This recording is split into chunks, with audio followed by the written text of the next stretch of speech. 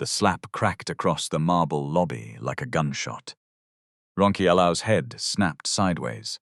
Her name tag tore loose and skidded beneath a gold chair as 37 guests stared. "Who gave you permission to challenge me?" Kemi shouted. "You are a contract waitress. Your whole salary cannot buy one glass in this hotel." Behind Ronke, an elderly woman trembled beside a dented food flask, her mustard yellow wrapper stained where Kemi had thrown it down. "She is not a beggar," Ronke said, holding her burning cheek. "Even if she was, you have no right to treat her like an animal." Kemi raised her hand again. "Security! Drag both of them outside." Before the guards moved, the old woman caught Ronke Ibe's wrist. "My daughter," she whispered, her eyes suddenly sharp. "What is your full name?" That question would destroy careers, expose stolen wages, and force one of Lagos Alo's richest men to confront the cruelty inside his own hotel. Do not miss what happens next. Comment your city and local time below. Then subscribe now. Because the woman they called a beggar was about to make the entire hall bow before the truth. 36 hours earlier, at exactly 4:51 on a humid Thursday morning, Ronke Ibe woke before her alarm. The ceiling fan above her bed turned with a tired clicking sound. One blade was slightly bent, so every full rotation came with a small shake. Click, shake, click, shake. She lay still for some seconds, listening to it. Then she reached under her pillow and brought out a brown envelope. Inside it were 12 notes, folded carefully. Some were crisp. Some were soft from passing through too many hands. Ronke counted them twice. 46,650 naira. She needed 74,000 naira to pay for the final examination and practical assessment for her elderly care certificate. She was short by 27,350 naira again. Ronke closed her eyes. "God," she whispered, "I am not asking for luxury. Just help me cross this small river." The room she rented in Orilaganmu was narrow enough that she could touch the bed and the cooking table without taking 2 full steps. A faded blue curtain divided the sleeping corner from the door. Beside the window stood an old manual sewing machine that had belonged to her mother. It no longer worked well, but Ronke kept it polished. On top of it was a framed photograph of her parents. Her father wore a brown kaftan. Her mother wore orange lace and smiled as if the whole world had not yet learnt how to take things away. Ronke had been 19 when a bus lost control near Mowe and struck the car carrying both of them. One phone call, one afternoon, and the house became silent forever. For 10 years, Ronke had survived by refusing to sit down for too long. She had sold recharge cards. She had packed bread in a bakery through the night. She had cleaned offices before sunrise. She had served at weddings where guests sprayed more money in 30 seconds than she earned in 2 months. Now at 29, she worked as a contract banquet waitress at Harbour Crest Hotel on Victoria Island.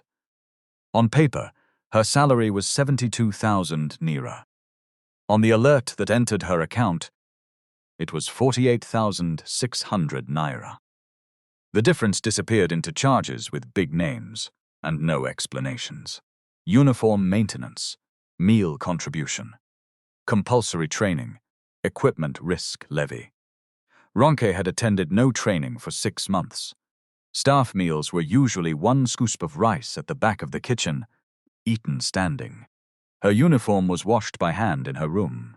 Still, money vanished every month. She had asked questions twice. The first time the supervisor told her, "My sister, be grateful you have work. Lagos is full of graduates who will collect half." The second time, Bode Daniels, the Hotel Alo's operations director, looked at her as if she had brought a bad smell into his office. "You people like counting what is not in your pocket," he said. "Face your tray. Payroll is not your family's discussion." After that, Ronke stopped asking aloud. She started keeping records. Every payslip, every bank alert, every memo. She folded them inside a black plastic folder under her mattress. At 5:22 that morning, Ronke bathed with half a bucket of water because the compound pump had failed again. She dressed in a pale blue blouse and a burnt orange skirt, then tied her work shoes inside a nylon bag. She would wear slippers on the bus and change at the staff entrance. By 5:58, she was outside. Oriel was already awake. A woman stirred pap beside a smoking stove.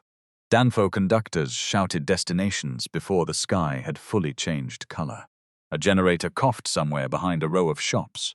The air carried petrol, frying akara, wet dust, and the sea, Alo's distant salt.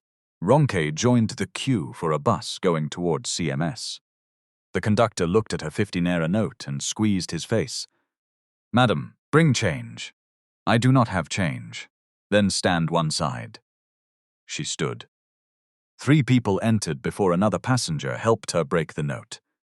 By the time Ronke reached Harbour Crest Hotel, it was 7:17 a.m. The hotel rose above the road like polished confidence. Its glass front reflected the lagoon. 2 flags moved gently beside a circular driveway. Fresh white flowers had been placed around a gold sign that read, "Humanity First Hospitality Summit." Below it, in smaller letters, "Every guest deserves dignity." Ronke stopped for 1 second. The words were beautiful. Then Musa Okoro, the security officer at the staff gate, waved her in. "Ronke, move fast." "Madam Kemi has been shouting since 6. What happened?" "Everything happened, according to her." Ronke smiled weakly. "Hope no problem. With Madam Kemi, even breathing can become a problem." Musa lowered his voice when footsteps sounded behind him. Kemi George entered the corridor wearing an emerald green suit, fitted so sharply it looked cut from glass. Her lipstick was ruby red. Gold earrings touched the sides of her neck whenever she moved. Her eyes moved over Ronke from head to toe. "You are late." Ronke checked the clock on the wall. "My shift starts 7:30. And I said all banquet staff should report by 7.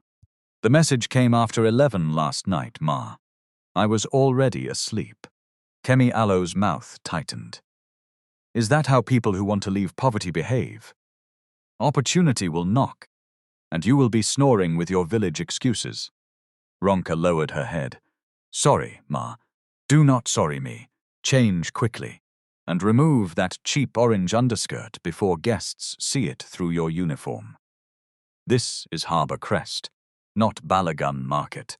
Kemi walked away, her heels clicking against the tiles. Musa exhaled through his nose. Ronke said nothing. She changed into the Hotel Alo's cream shirt and dark brown skirt, but the burnt orange fabric still showed slightly beneath the hem. The hotel had issued her one uniform set 18 months earlier. It was now too thin in places and too tight at the shoulders. In the service corridor, staff moved trays, chairs, bottled water, and printed programs toward the ballroom. More than 300 guests were expected by evening. There would be investors, journalists, celebrity speakers, and senior government guests. The keynote topic was dignity in modern hospitality. At 8:06, Kemi gathered the contract staff in the back hall. There were 22 of them. She stood on a small platform, arms folded. Listen carefully. Some of you have a habit of behaving as if wearing our uniform makes you equal to the people we serve. It does not. Nobody moved. You will not use the guest elevators. You will not take photographs. You will not enter the main lobby unless assigned. You will not look directly into cameras. And those of you whose shoes are scratched, keep your feet under the tablecloth. A few permanent staff laughed. Kemi pointed toward a woman near the back. "Bisi, your shirt is discolored. You will remain in the wash-up area." Bisi swallowed. "Ma, they did not give me a replacement. Then borrow cents and wash it properly." "It is the fabric, Ma." Kemi tilted her head. Are you arguing? No, Ma. Good. Poor people are becoming too bold these days. Small uniform, and suddenly everybody has an opinion. Ronke Ibe's fingers tightened around the pen in her hand. She did not speak. Not yet. At 10:23, a crash sounded from the laundry corridor. Ronke dropped the stack of napkins she was carrying and ran toward it. An older contract worker lay against a trolley. Her face had lost color. One hand pressed against her chest, while the other trembled. Ma, can you hear me? Ronke asked, kneeling. The woman nodded weakly. My head is turning. Ronke placed 2 fingers against her wrist. The pulse was fast. Please sit fully.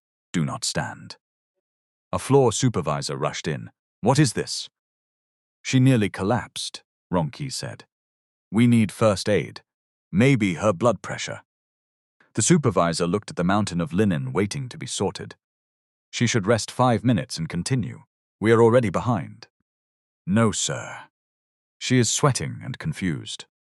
Ronke, did I ask for medical lecture? Kemi appeared at the doorway.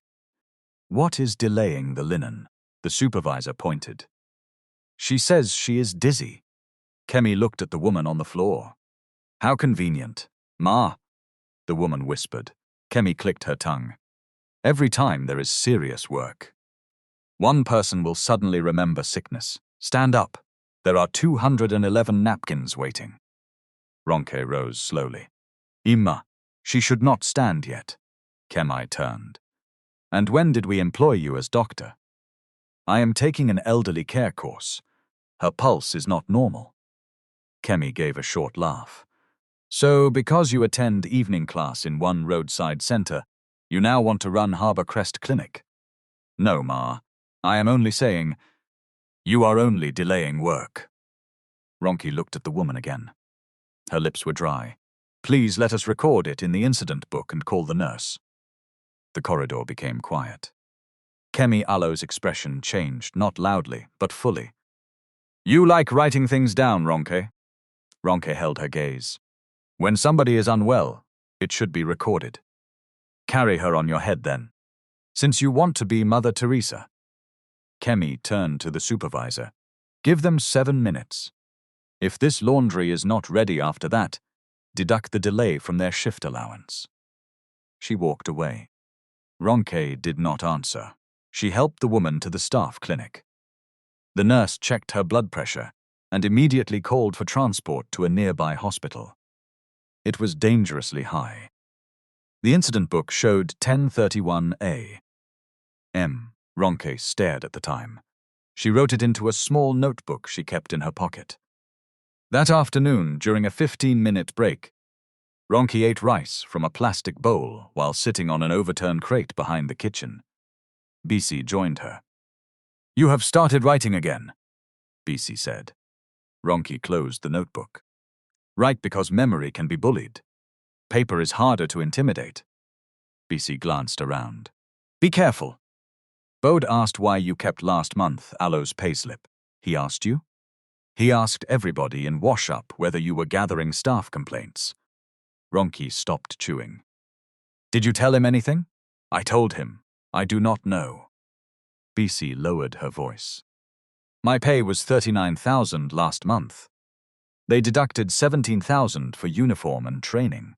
Which training did we attend? Ronke opened her notebook. What date was the alert? Bisi looked afraid. Leave it, my sister. If we all leave it, they will continue. And if you challenge them, who will feed you? Ronke had no answer. That was the chain around many poor people in Lagos. Not ignorance, fear, at 4:12 p.m. The ballroom was nearly ready. Gold chairs faced a stage framed by white orchids. A giant screen displayed a photograph of Kemi serving food at a charity event. Under the photograph were the words, Leader of Compassion Award. Kemi stood in the center aisle, inspecting everything. Move that table 3 inches. A staff member moved it. Not there. Are you blind? Another employee rushed to help. Bode Daniels entered from the side door, adjusting a burgundy tie over his charcoal suit. He was broad, smooth-faced, and always carried the smell of expensive aftershave. He handed Kemi a printed folder. "The board pack is complete. All payroll pages removed?" she asked quietly. Bode glanced toward the staff. "Of course. And the agency invoices?" "Clean." Kemi Yallow's shoulders relaxed. "The CEO arrives tomorrow morning, 7:40. The summit begins at noon.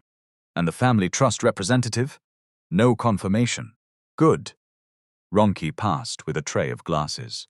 Kemi stopped talking. Ronke kept walking. But she had heard enough to know they were worried about documents. 3 hours away, on a quiet street in Ibadan, Mrs. Titilayo Adeyemi sat at a wooden dining table with 7 payslips arranged before her. At 68, Titilayo had the straight back of someone who had spent 31 years standing in front of classrooms. Her hair was mostly silver. She wore a cream blouse and a mustard yellow wrapper, simple clothes she had worn many times. Beside the payslips lay 3 contractor agreements and a handwritten letter. The letter had no name. "Ma, the company is preaching dignity outside while crushing people inside. 47 contract workers have been charged for training they never received.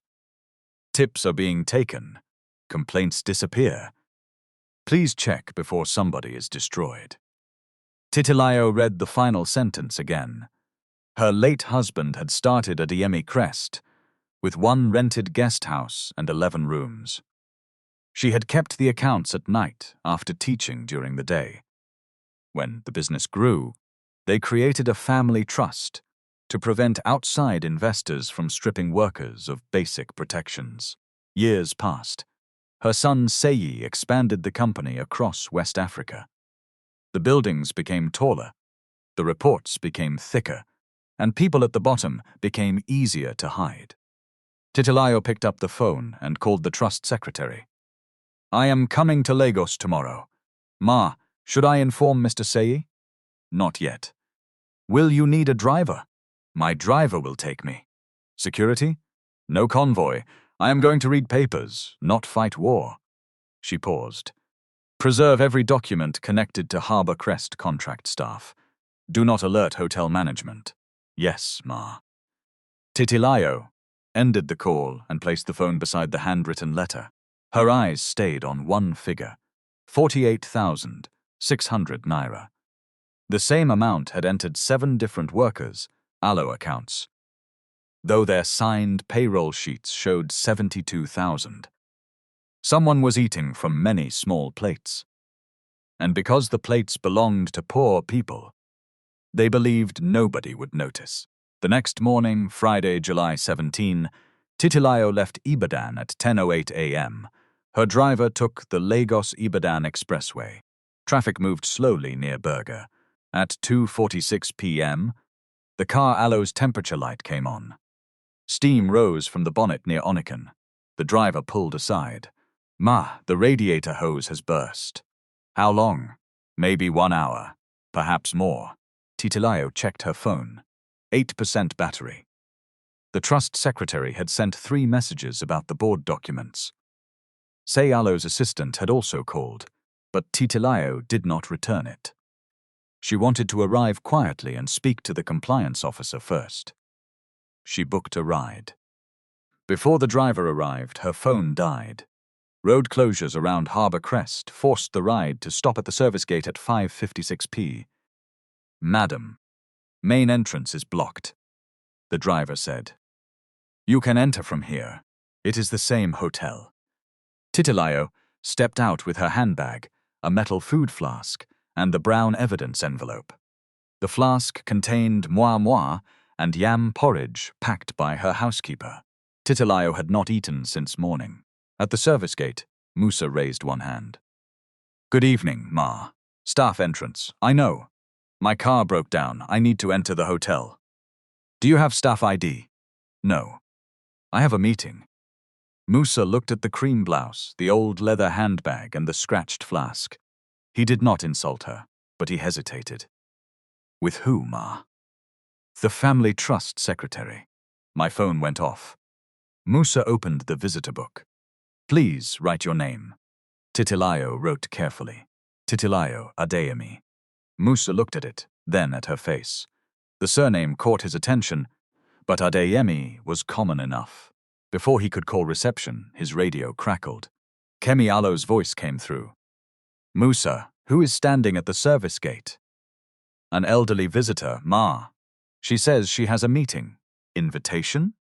Musa looked at Titilayo. Do you have an invitation, Ma? It is inside my envelope. Titilayo opened her bag. Kemi Alo's voice sharpened. Do not waste time. Bring her to the side lobby. I am coming. Musa escorted Titilayo through the staff corridor. The closer they came to the main floor, the brighter everything became. White lights. Gold trim. Flowers flown in from abroad. Staff moved like shadows, careful not to interrupt the beauty they maintained. Titilayo noticed a young waitress carrying a tray near the lobby. Burnt orange fabric showed beneath her cream uniform. That waitress was Ronke. At 6:39 p.m., Kemi arrived. She had changed from the emerald suit into a deeper green evening dress. Her ruby lipstick was freshly applied. Two journalists stood nearby, recording the arrival setup. Kemi looked at Titilayo, then at the flask, then at Musa. What is this? Musa straightened. Ma, she says she has a meeting. With who? The family trust secretary, Titilayo replied. Kemi laughed. It was not a warm sound. The family trust secretary. Yes, and I am the Queen of England. Titilayo's face remained calm. My phone is off. Kindly help me. Contact. Do not kindly me. Who allowed food hawkers into this lobby? I am not a hawker. Kemi stepped closer. Then what are you? You people hear there is a rich event and start following the smell of free food. This is a 5-star hotel, not a church welfare queue. Several guests turned. One lifted a phone. Titilayo looked at the giant sign behind Kemi. Every guest deserves dignity. Then she looked back at Kemi. Madam, I have told you why I am here. And I have told you that stories do not open doors. Kemi reached for the brown envelope. Titilayo pulled it back.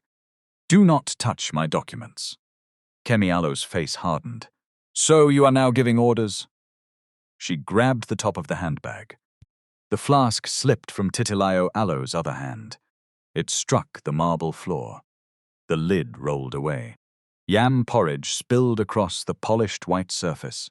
A red stain spread over Titilayo Alo's mustard wrapper. For 1 second, nobody spoke. Titilayo stared down at the food. Her breathing changed. Ronke saw it from 12 feet away. She placed her tray on a side table and moved closer. Ma, are you all right? Kemi turned sharply. Go back to your position. Ronke ignored her and looked at Titilayo. The older woman, Alo's fingers were shaking. Her forehead shone with sweat. Her eyes narrowed as if the light had become too bright. Please sit down, Ronke said. Kemi stepped between them. Did you not hear me? Ma, she may be unwell. She is performing because she has been caught. Caught doing what? The question left Ronkelo's mouth before fear could stop it. The lobby went still. Kemi turned fully. What did you say? Ronke swallowed. I said she has not done anything. She asked for help. Kemi stared at her cream uniform, the worn shoes, the orange cloth showing beneath the hem. Then she smiled. It was worse than shouting. Of course! Poverty recognizes its relatives. A few people laughed. Ronke Alo's face grew hot. Kemi pointed toward the service door. Musa, remove this old woman, and remove the waitress with her. Musa did not move immediately. Ma, perhaps we should call the nurse. Kemi Alo's eyes flashed. Are all of you mad today? Titilayo swayed. Ronke caught her elbow. Please bring a chair. One of the junior staff reached for a chair. Kemi slapped his hand away. No guest chair will be used for this nonsense. Ronke looked at her. Ma, that is enough. The words landed heavily. Kemi walked forward until her face was inches from Ronke Ibe's. Who gave you permission to challenge me? Ronke Ibe's voice shook, but it did not disappear. She is an elderly woman. Even if she entered the wrong place, we can speak to her like a human being. You contract waitress. Your whole salary cannot buy one glass in this hotel, yet you are teaching me hospitality. She needs help.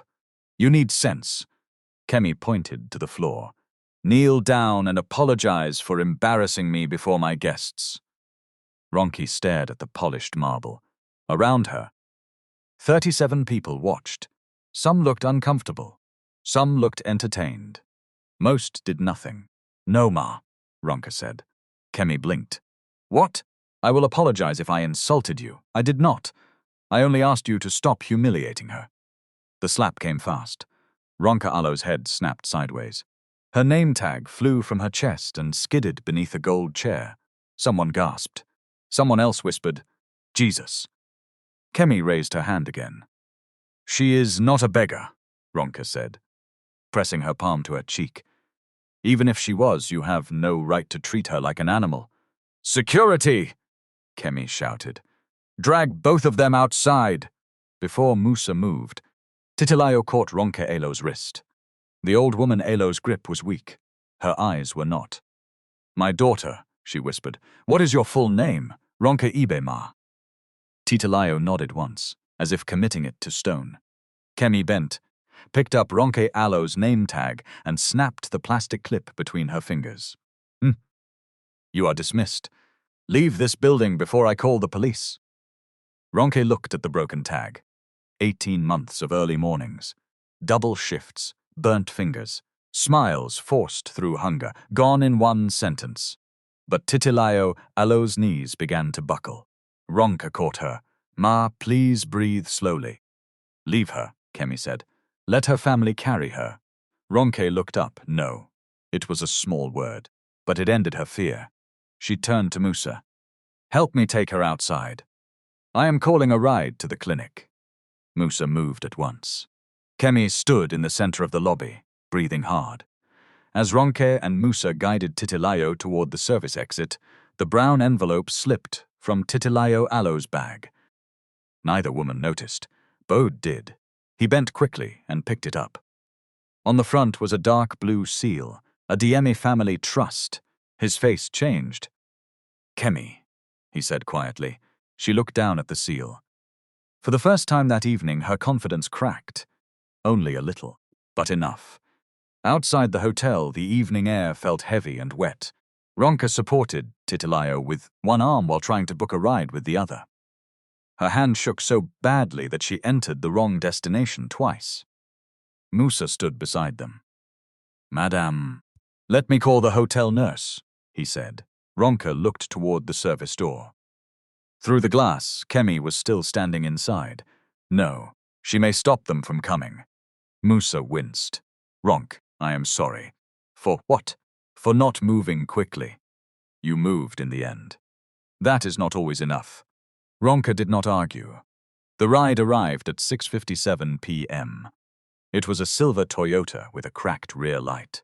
Musa helped Titilayo into the back seat. Before closing the door, he took out his small duty notebook. What is the clinic? Yaba Community Medical Center, Ronke said. Musa wrote it down beside the time. Why are you writing? Because today, everybody will soon start pretending they did not see what happened. Ronke held his eyes for a second. Then she nodded. The car moved into traffic. Titilayo leaned against the seat, breathing through her mouth. Ronke loosened the top of her blouse slightly and opened the window. Ma, do you have hypertension? Yes. Did you take your medicine today? Titilayo looked away. My journey became complicated. That is not an answer. Despite the pain in her head, Titilayo almost smiled. No, I did not. Have you eaten? The food is on the hotel floor. Ronke Ibe's jaw tightened. Please do not sleep. Talk to me. What should I say? Anything. Tell me your name again. Titilayo Adeyemi.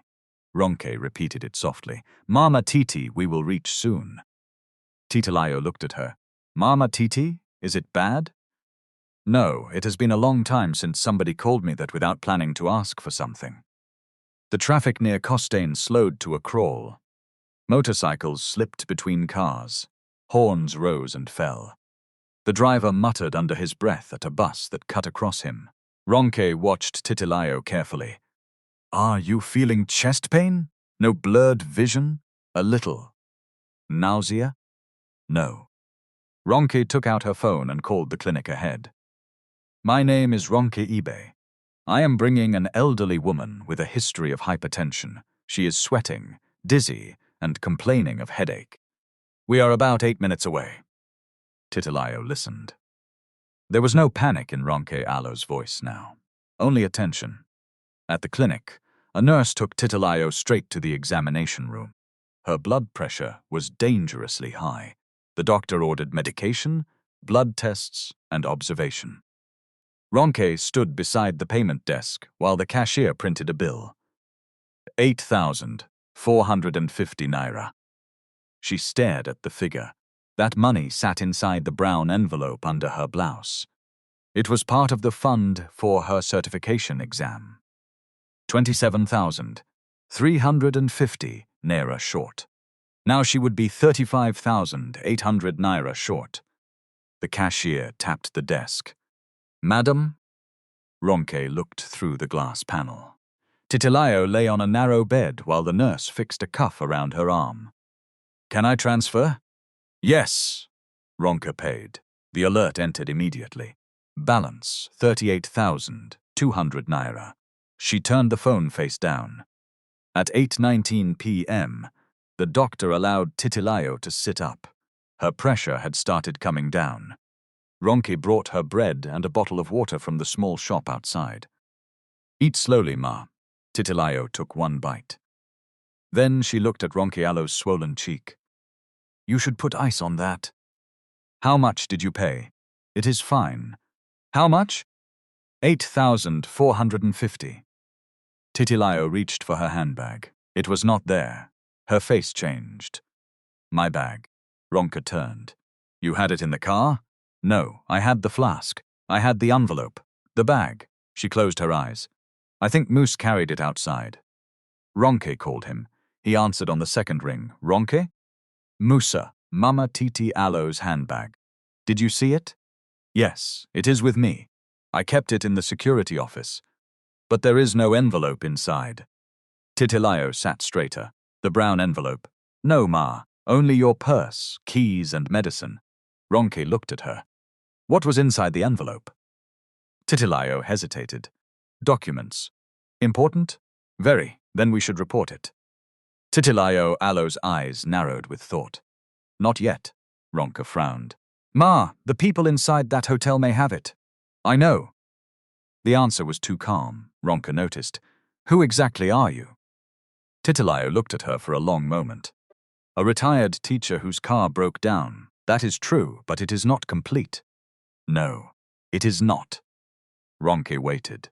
Titilayo did not continue. The clinic hummed around them. A phone rang at reception. A trolley squeaked past the door. Rain started tapping against the glass.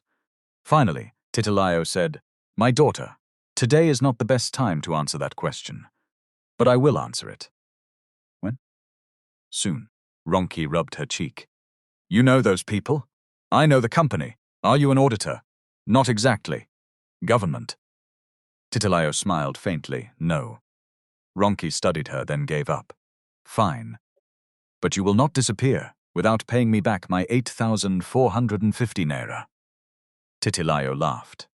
It came suddenly. The nurse turned from the doorway. Ma, please do not laugh too much. Your pressure. Titilayo covered her mouth. Ronke smiled for the first time since the slap. Back at Harbour Crest, Kemi locked the side office door. Bode placed the brown envelope on the table between them. Open it, Kemi said. You open it. You picked it. You are the one who slapped a woman carrying the family trust seal. Kemi Ibe's eyes flashed. I did not know. That is usually the problem with you. You only know people after they become dangerous. Bode. Open the envelope. He broke the seal. Inside were copies of 7 pay slips, 3 contract pages, and the handwritten letter. Kemi read quickly. Her lipstick looked darker against her face. Who sent this? There is no name. These are internal documents. Yes. And the old woman said she was meeting the family trust secretary. Yes. Kemi began to pace. Could she be a retired worker, with access to trust papers? Maybe somebody Aloe's messenger. Bode shook his head. A messenger does not carry original trust sealing. Kemi stopped. What if she was sent to test us? Then you failed before the test began. She turned on him. Do not stand there forming saint. Your name is on the contractor approvals. And yours is on the welfare invoices. For several seconds they stared at each other. They were not friends. They were 2 people tied together by the same secret. Kemi lowered her voice. What did the cameras capture? Everything. Delete it. Bode Aloe's jaw tightened. You cannot delete a full hour without explanation. Then cut the relevant section. Keep the part where Ronke interfered with security and knocked the glasses. She did not knock the glasses. There was a tray beside her. That is not the same thing. Kemi leaned over the desk. If that old woman reaches the trust before we control the story, both of us are finished.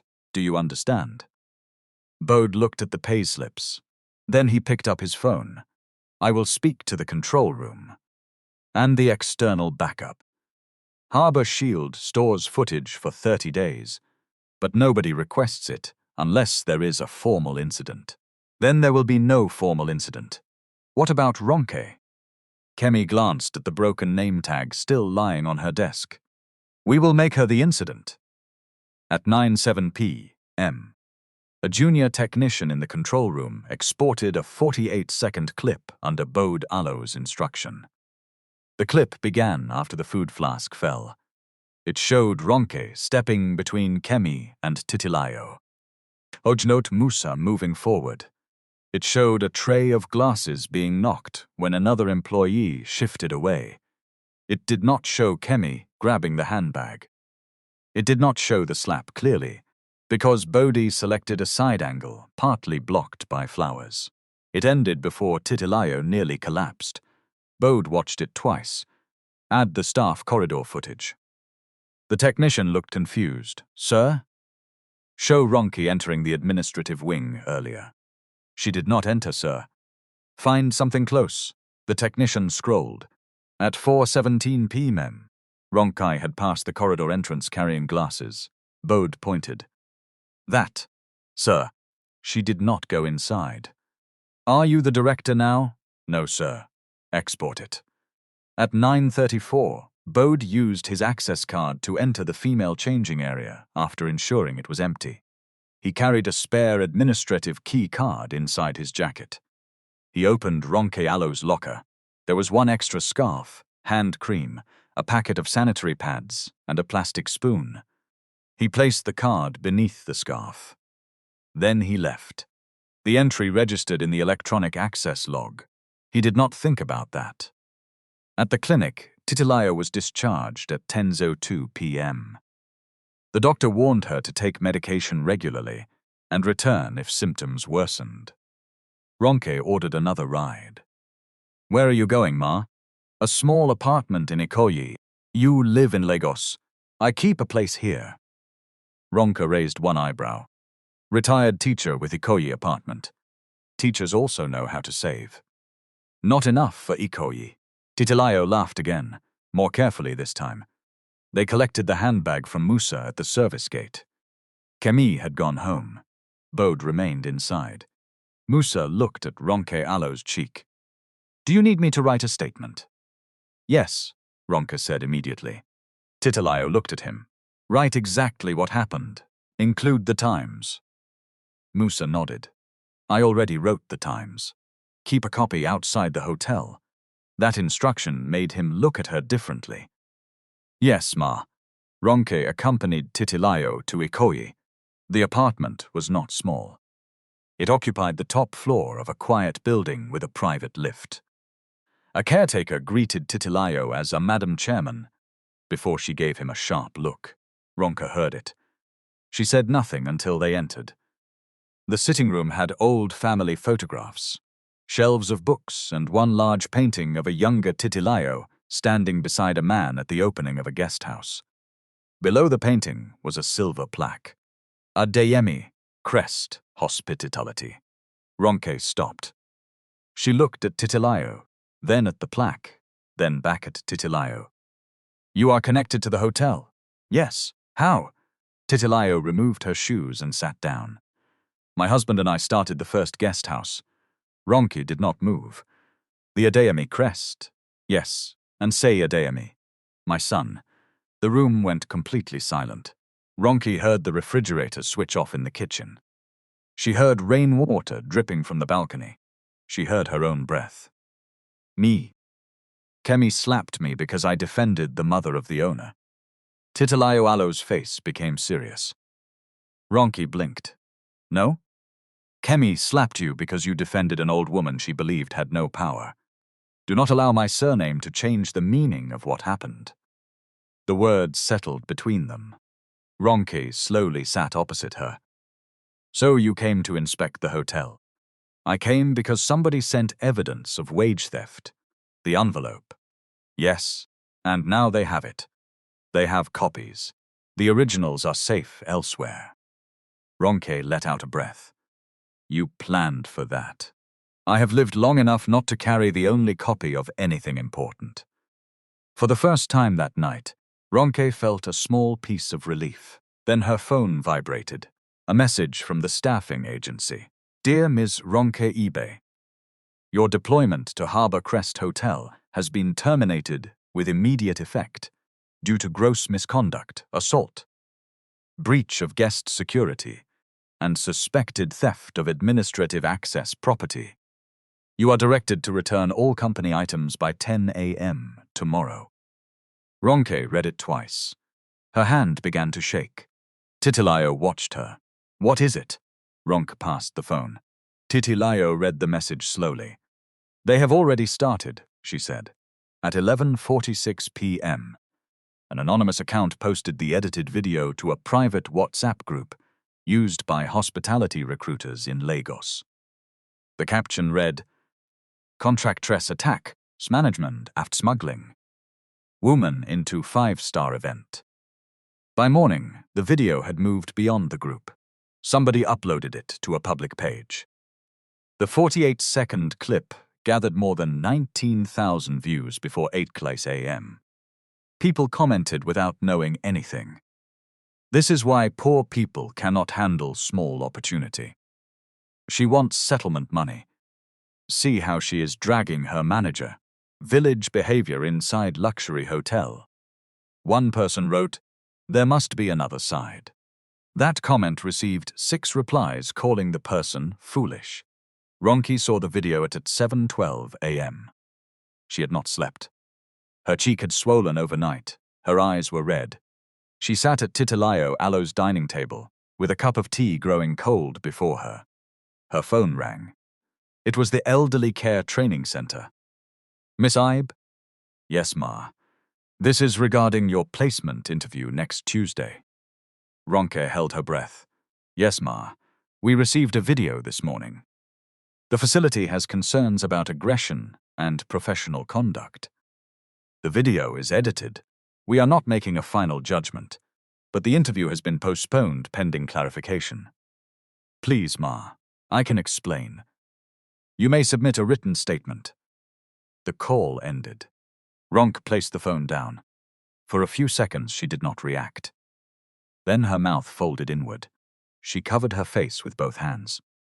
I used my exam money to pay your clinic bill, she said, not accusing Titilayo, only speaking through shock.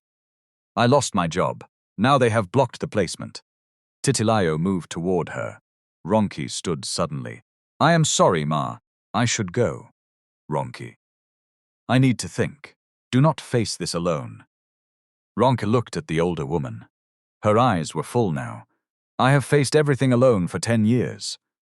Then she picked up her bag and left. The lift doors closed between them. Titilayo stood in the sitting room very still. She had seen employees suffer in reports before. Numbers, percentages, legal language. This was different.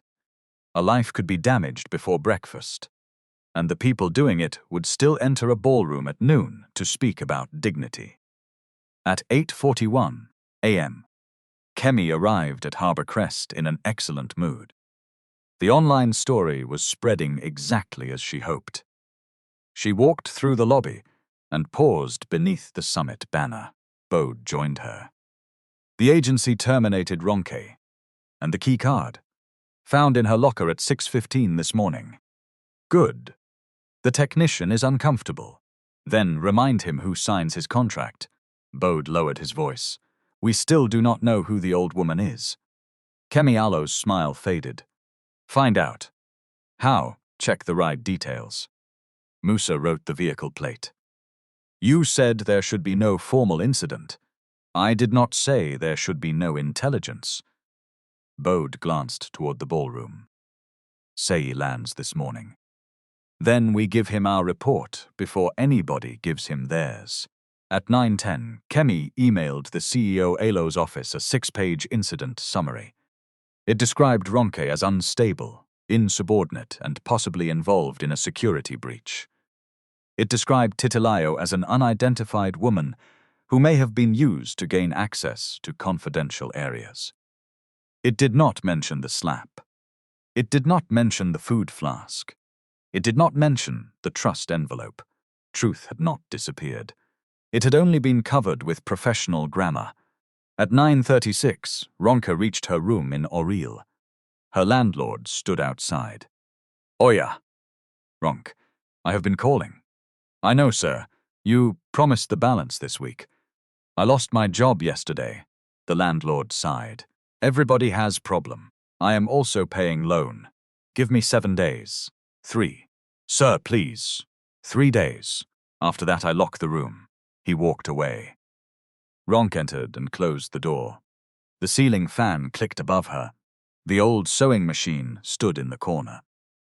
Her mother smiled from the photograph. Ronke sat on the bed. Then she pulled out the black folder from beneath the mattress. Pay slips, bank alerts, written instructions. She spread them across the bed. At the bottom of the folder was the notebook where she had written times and incidents. She opened a fresh page.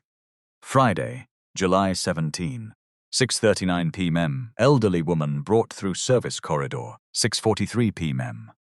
Kemi George grabbed her bag. Food flask fell, 6:44 p.m. Woman showed dizziness and tremor, 6:45 p.m. Kemi George slapped me, 6:57 p.m. Ride left for Yaba Community Medical Center. She wrote until her hand stopped shaking. Then she called Musa. I need your statement. There was a pause. Ronke, I can lose my job. So can every person they accuse after me. Another pause. I will send you a photograph of my duty notes. But do not post my name online. I will not. And Ronke? Yes? The external security company keeps backup footage. She sat straighter. Are you sure? Yes, 30 days. Bode once complained because they charged us for storage. Can hotel management delete it? Not directly. Ronke closed her eyes. For the first time since the video appeared, she could see a road. Narrow, dangerous, but real. At 11:03 a.m., a courier arrived at her compound with a letter from Harbour Crest Elo's lawyers. The letter accused her of misconduct, reputational damage, and attempted access card theft. At the bottom was an offer. If Ronke signed a statement accepting responsibility and agreed never to discuss the incident, the company would pay her 150,000 naira as humanitarian assistance. 150,000. More than 3 months of what she actually took home. Enough to pay rent. Enough to pay the exam fee. Enough to breathe. Ronke read the settlement form carefully. Clause 4 stated that she admitted introducing an unauthorized person into a restricted area. Clause 6 stated that no physical assault had occurred. Clause 8 stated that the access card was found in her possession. Ronke placed the paper on the sewing machine. She stared at it until evening. At 5:22 p.m., there was a knock. Titilayo stood outside. No driver, no assistant. Just the same cream blouse, a different wrapper, and a small nylon bag containing fruit. Ronke did not invite her in immediately. "How did you find me?" "The staffing form in the documents had your address. You read my file." "I read the copy they sent to the trust." Ronke opened the door. Titilayo entered and looked around the room. She did not show pity. That mattered. She sat on the only plastic chair. Ronke sat on the bed. Titilayo saw the settlement letter on the sewing machine. They came quickly. They offered 150,000. "Will you take it?" Ronke looked at her. "I need it." "That was not my question." Ronke rubbed her forehead. "If I sign, I can pay my exam. I can keep this room. Maybe the video will die. And what will the paper say? That I brought you inside. That nobody slapped me. That I stole the card." "Did you?" "No." Titilayo nodded. "Then the money is not assistance. It is the price of your own voice." Ronke Ibe's eyes filled with anger. "It is easy for you to say. You have an apartment in Ikoyi. Your son owns hotels. If I refuse, what exactly will I eat?" Titilayo accepted the words without flinching. "You are right." Ronke looked surprised. "I am right?" "Yes. Advice is cheap when the advisor will not pay the cost." Titilayo leaned forward. "So I will not tell you what to do. I will only tell you what I can do. I can ensure an independent process preserves the evidence. I can repay the clinic money. I can make sure the trust reviews the wage records. But I cannot promise you that speaking will be painless." Ronke looked down. "Will your son believe me?" "I do not know." That answer hurt more than a comforting lie. Titilayo continued. "Say he believes he has built good systems. People defend what they are proud of. Sometimes even before they look properly. So he may believe Kemi." At first, Ronke gave a dry laugh. "Wonderful." Titilayo took out 8,450 naira and placed it on the bed. "Your clinic money, no more." Ronke looked at it. "You counted exactly. You told me the exact amount." Ronke picked up the settlement form. She read it again, then she tore it once, twice, 4 times. The pieces fell into a basin beside the bed. Titilayo did not clap. She did not smile. She only said, "Now keep copies of everything." The next morning, the offer increased. 750,000 naira. Bode delivered it himself in a sealed envelope at a small cafe near Ronke Ibe's training center. He sat opposite her and ordered nothing. "You have suffered enough embarrassment," he said. Ronke looked at the envelope. "Embarrassment caused by who?" "Do not start. This is a practical solution." "Why has practical solution increased from 150,000 to 750,000 overnight?" Bodo's eyes narrowed. "You ask too many questions for somebody with no job." Ronke pushed the envelope back. "Then answer one." "What?" "Why did you enter the female changing room at 9:34 on Friday night?" His expression froze, only for 1 second.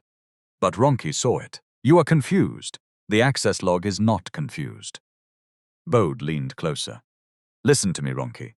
There are doors in Lagos that open only once. If you refuse this money, we will make sure no respectable company in this city touches you again." Ronke Ibe's heart pounded. She kept her face still. "Then I will work for an unrespectable company until the truth finds your respectable one." Bode stood. "You think one old woman can protect you?" Ronke looked up. "No, I think evidence can expose you." For the first time, Bode looked afraid. He picked up the envelope and left. Outside the cafe, he called Kemi. "She knows about the access log." "How, Musa?" "Deal with him." And she refused the money. Kemi was silent. Then she said, "Increase the pressure." Pressure did not arrive with sirens. It arrived quietly. First, the catering company that sometimes hired Ronke for weekend weddings sent a message saying her name had been placed under review. Then a restaurant in Surulere invited her for a one-day dishwashing shift and dismissed her before lunch after a supervisor recognized her from the video. "You did not tell us you fight managers," the man said. "I did not fight anybody. I do not have time for online scandal. Collect 2,000 naira and go." Ronke stood beside a sink full of plates, water running over her wrists. "Sir, I worked 5 hours, and I am paying you for 5 hours.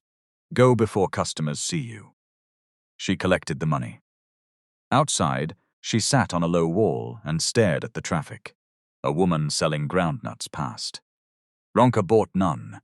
She counted the cost automatically. 100 naira could buy sachet water and bread later. That evening, her landlord placed a fresh padlock beside her door. "Tomorrow evening," he said. "I warned you." Ronke entered the room and looked at the sewing machine. It had been her mother Alo's last working possession. Her mother used to sew school uniforms on it late into the night. The pedals squeaked. The threads snapped often. But the machine had paid examination fees, bought medicine, and placed food on the table. Ronke ran her hand over the metal body. The next morning, she sold it for 23,000 naira. The buyer loaded it into a tricycle. When the machine passed through the gate, Ronke turned her face away. She paid 15,000 to the landlord and kept 8,000 for food and transport. The corner where the machine had stood looked larger than the room itself. Empty spaces had a way of shouting. At 2:17 p.m., Titilayo called, "Have you eaten?" Yes. Ronke had eaten 1 banana. "What did you eat?" "Food. My daughter." "Ma, I am managing." Titilayo was quiet. "Come to a restaurant in Yaba tomorrow morning." "Not Harbour Crest." "A small place." "Why?" "There is somebody you should meet." "Police?" "No. Lawyer?" "Not yet." Ronke sighed. "I will come." The restaurant had 6 tables, plastic flowers and a television, playing a morning program without sound. Titilayo sat in a corner with another woman. The woman was around 50. She wore a plain navy dress, round glasses, and the tired expression of somebody who had spent too long checking whether anyone was following her. "This is Halima Bello," Titilayo said. Halima gave a small nod. "Ronke, ma," they ordered tea. Halima did not touch hers. "I work in compliance for Adeyemi Crest," she said. Ronke studied her. "You sent the envelope." Halima looked at Titilayo. Titilayo said nothing. Halima Alo's shoulders dropped. "Yes." "Why did you not put your name?" "Because I have 2 daughters in university and a husband whose business has been down for 8 months. Ronke Alo's face softened slightly. Halima continued. "I reported the deductions internally in February. The report was returned to Bode for clarification. After that, staff who had complained were removed from premium shifts. Kemi knew. She approved what they called welfare relocations." "What does that mean?" Halima opened a slim laptop.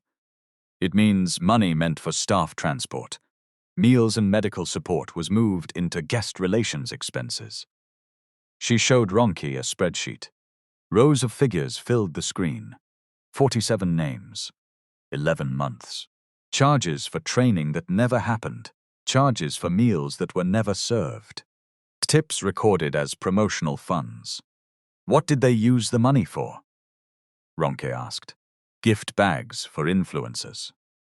Special event decor. Consultancy fees." "Consultancy for who?" "A company linked to Bode Alo's brother-in-law." Ronke leaned back. "How much?" 18,473,000 naira identified so far. The number seemed too large for the small table. Ronke thought about her missing 23,400 naira each month.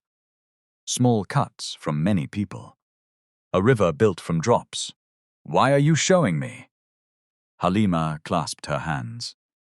Because after you were dismissed, they began asking who accessed old payroll files. They may find me. You want me to protect you? No.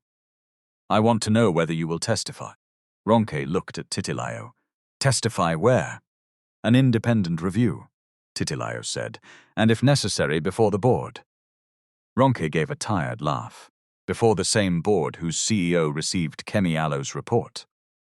Halima looked up sharply. You know about the report? Bode likes threatening people with details. Titilayo folded her hands. The board is not one person, but you should not trust titles. Trust records. Ronke turned back to Halima. Do you have copies outside the company system? Yes. Original emails? Yes. Payroll transfer records? Partial. Then, why are you afraid? Halima Alo's eyes filled. Because evidence does not pay school fees when powerful people suspend you. The truth of it landed hard. Ronke looked down at her own hands. She had judged Halima for hiding, but fear wore many uniforms. Some people bent because they were weak. Some bent because others depended on them. Ronke said quietly, I was angry that you did not speak earlier. Halima nodded. You had the right. But I understand. Halima looked surprised. Ronke continued. Courage is not when fear disappears.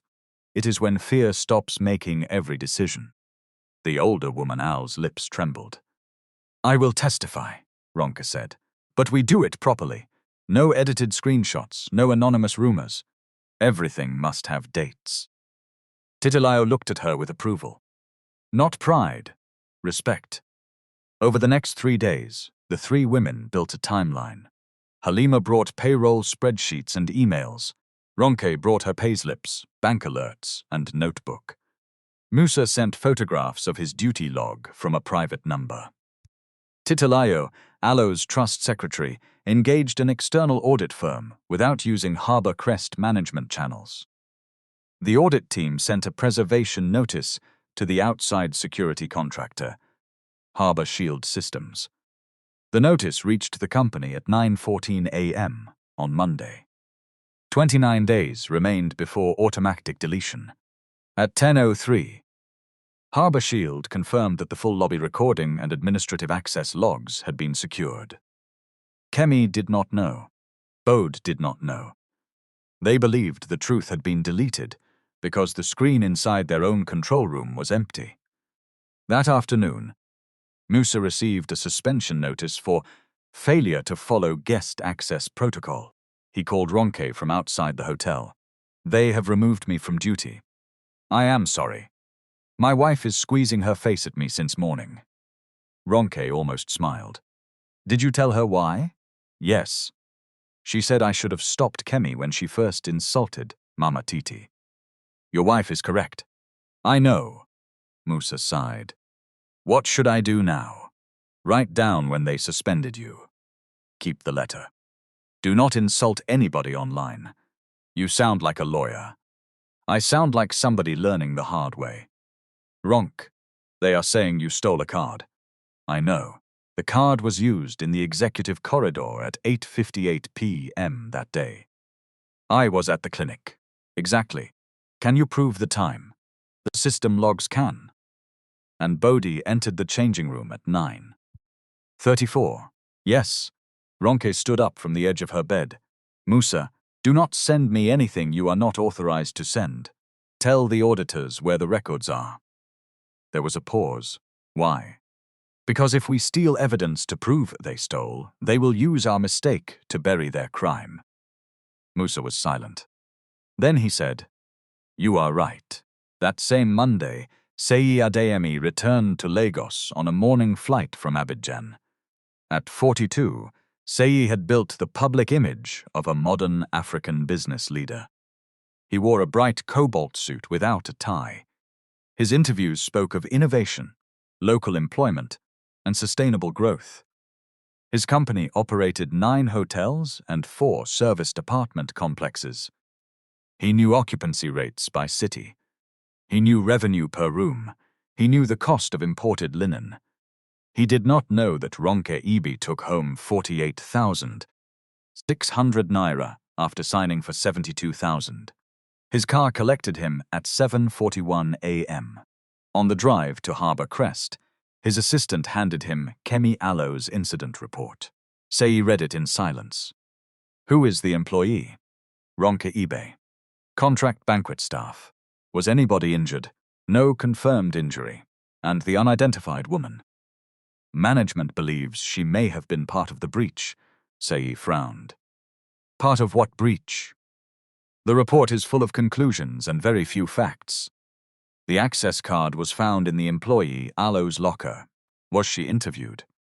The agency terminated her. Before interview. His assistant hesitated.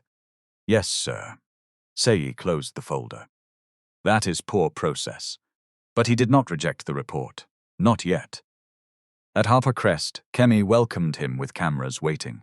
Welcome back, sir. Seyi shook her hand. I read your incident summary.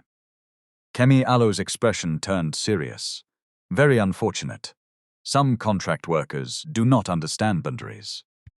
Where is the full footage? The internal recording failed during the disturbance. We recovered a partial clip. Failed how? Technical corruption. Bode stepped in. System is being checked. Seyi looked between them. And the old woman? Unknown. Kemi said. Ronke may have brought her as part of a settlement plan. That is a serious allegation. We would not say it without reason. Seyi Alo's phone vibrated. A message from his mother Alo's trust secretary. Urgent board sessions request for summit day. Family trust representative will attend. C typed a reply. Who is representing the trust? No answer came. He looked at Kemi again. Do not make any public statement naming the worker until we complete review. Kemi nodded. Of course, sir. The statement had already spread through anonymous accounts. That evening, Ronke went to her training center to submit a written explanation. The director met her in a small office. I watched the video, the woman said. It is incomplete. I know videos can mislead, but the placement facility is worried about reputation. Ronke placed a folder on the desk. This is my timeline. This is the clinic receipt showing where I was. This is the dismissal message. I am not asking you to believe my face. Read the records. The director opened the folder. You paid the woman Alo's clinic bill? Yes. Why? She needed treatment. Did you know who she was? No. The director looked at Ronke for a long moment.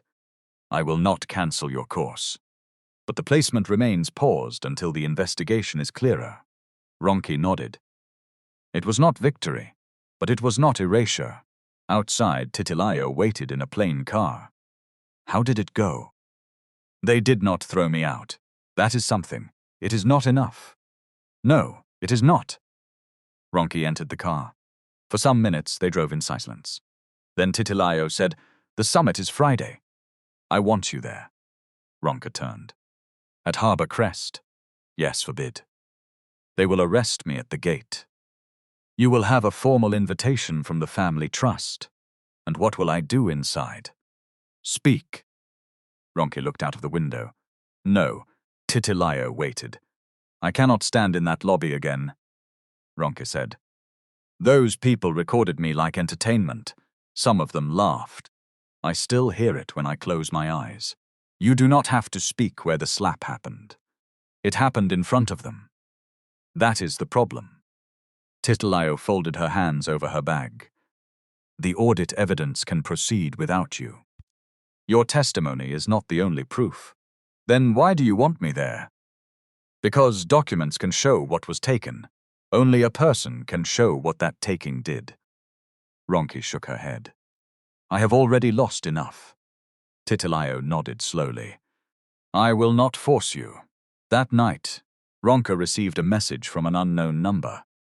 Come near Harbour Crest on Friday, and you will leave in handcuffs. She stared at it.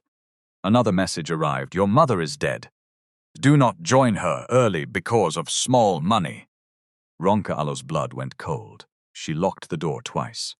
For the next hour, Every sound outside made her sit upright. She called Titilayo. I cannot do this. What happened? Ronke read the messages. Titilayo Alo's voice changed. Do not delete them. Screenshot the number. Time and full message. Send copies to me. We will report the threat. They know about my mother. Your personnel file contains family status, so they can reach anything. They want you to feel that way. It is working. Titilayo was silent for a moment. Ronke, courage does not mean you must expose yourself to danger. We can arrange protection and legal support. You still have the right to say no. Ronke pressed her palm against her chest. What would you do? I am not you, please answer. Titilayo exhaled. I would first make sure fear is not the only voice in the room. The next morning, Ronke visited Bisi, the worker who had complained about uniform deductions. Bisi lived in a shared apartment in Ajigunle. She opened the door with swollen eyes. What happened? Ronke asked. They removed me from next week Alo's roster. Why? They said I am connected to your complaint. Did you give anybody my information? No. Bisi sat on the edge of a mattress. My mother needs medicine. They removed 17,000 last month. Now, no shift. Ronke looked around. A payroll form lay on the floor. 72,000 naira signed, 39,000 received. Bisi covered her face. I should have kept quiet. Ronke felt something inside her settle, not anger. Decision. No, she said. They are counting on all of us to think that. She called Titilayo from outside the building. I will come on Friday. Are you certain? No, then why? Because if I disappear, they will use my silence as evidence that they were right. We will protect you, and Bisi, and Musa, and Halima. Yes. And the other workers, Alo names, should not be read publicly. Titilayo paused. Why did you think of that? Because poor people should not have to surrender privacy before anybody believes they suffered. Titilayo Alo's voice softened. Agreed. On Thursday evening, the external auditors completed their preliminary findings. They had secured the full lobby footage. They had recovered the administrative card usage history. They had matched Bodhi Alo's changing room entry with the time the spare card appeared in Ronke Alo's locker. They had traced 4 welfare invoices to a consultancy company connected to his brother-in-law. They had found Kemi Alo's approval emails. They had also found something else. An internal voice note. Kemi Alo's voice said, "Keep the poor-looking staff away from the cameras. Our sponsors paid for elegance, not struggle." Titilayo listened once. Then she removed the earphones. Use facts, not humiliation, she told the auditors. We are correcting wrongdoing, not creating another mob. The lead auditor nodded. There is enough for suspension and referral. Present only what you can support. What about the assault? The footage will speak. At Harbour Crest, Kemi rehearsed her award speech. She stood before the mirror in a private suite. Compassion is not a policy, she said. It is a culture. Bode sat behind her, checking his phone. That line is good, he said. Kemi smiled at her reflection. People remember simple things. The Family Trust representative still has no name on the program. Probably one old lawyer. Bode looked uneasy. And the woman from the lobby? Our people traced the ride to an Ikoyi building owned by an Adeyemi family company. Kemi stopped smiling. You did not tell me that. I am telling you now. Which family company? An old holding entity. Kemi turned slowly. Could she be related to Seyi? Bode rubbed his jaw. Seyi Alo's mother lives in Ibadan. She has not appeared publicly in years. Kemi took out her phone and searched for photographs. Most images were old. Titilayo wore glasses in some. In others, her hair was black. She stood beside her late husband at events from more than a decade earlier. Kemi zoomed in. The mouth looked familiar. The eyes, too. No, she whispered. Bode stood. What? Kemi searched another image. A family foundation ceremony from 9 years ago. Titilayo wore a mustard wrapper, the same shape of face, the same straight posture. Kemi Allo's hand began to shake. That old woman may be his mother. Bode stared at the screen, then at Kemi. You slapped the chairman Elo's mother? I slapped Ronke. You threw his mother Elo's food on the floor. Kemi walked to the window. Lagos glittered below. No, we do not know. We need to leave. Leave where? Before tomorrow. And make ourselves look guilty? No. Kemi turned back, breathing faster. We control the room. We control security. If Ronke comes, she is arrested for the access card. If the old woman comes, we apologize privately before she speaks. Bode laughed without humor. You think apology will repair this? It will if Say believes the security story. And if he does not? Kemi looked at him. Then you planted the card without my knowledge. Bode Allo's face went flat. So that is your plan. My plan is survival. He picked up his phone.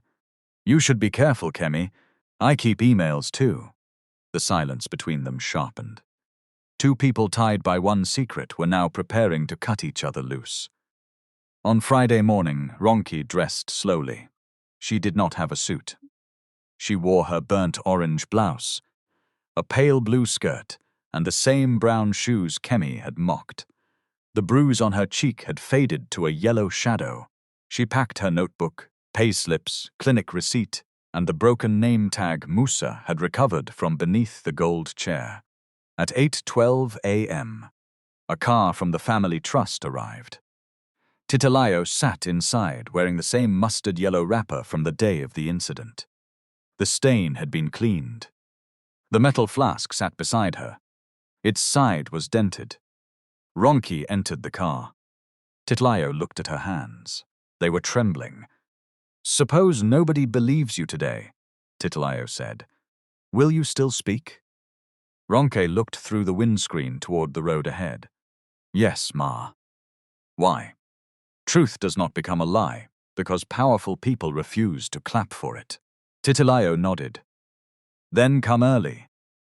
By 10:46 a.m., Harbourcrest Hotel looked ready for a television commercial. The marble floor had been polished until the chandeliers reflected in it. White orchids framed the stage. Cameras stood behind the last row of chairs. Waiters carried sparkling water in thin glasses. On the giant screen, the words appeared again. Every guest deserves dignity. Ronke saw them through the car window. Her stomach tightened. The last time she had entered that lobby, her name tag had been torn from her chest. Now she carried it in her handbag. Titilayo touched her arm. You do not have to prove bravery by walking fast. Ronke drew one slow breath. Let us go. The family trust car stopped at the side entrance, but two private security officers blocked the way. One checked the guest list, Ronke Ibe? Yes. He looked at the second officer. We have an instruction not to admit her. Titilayo stepped forward. She is my guest. The officer glanced at her clothes. Ma, please wait. We need confirmation. Ronke felt the old heat rise in her face. Titilayo remained calm. Call the trust secretary. Before he could do so, Kemi appeared at the top of the steps. She wore an emerald green suit with a ruby scarf tucked at the collar. Her smile was wide enough for the cameras behind the glass. It vanished when she saw Titilayo. For one moment, Kemi froze. Recognition moved across her face. Then fear covered it. Then calculation. Ronke, she said loudly. You were warned not to return to this property. Ronke held the invitation in front of her. I was invited by the family trust. Kemi did not look at the paper. You are under investigation for theft. I have not been interviewed by police. That can be arranged. Several guests near the entrance slowed down. Phones appeared. Kemi stepped closer.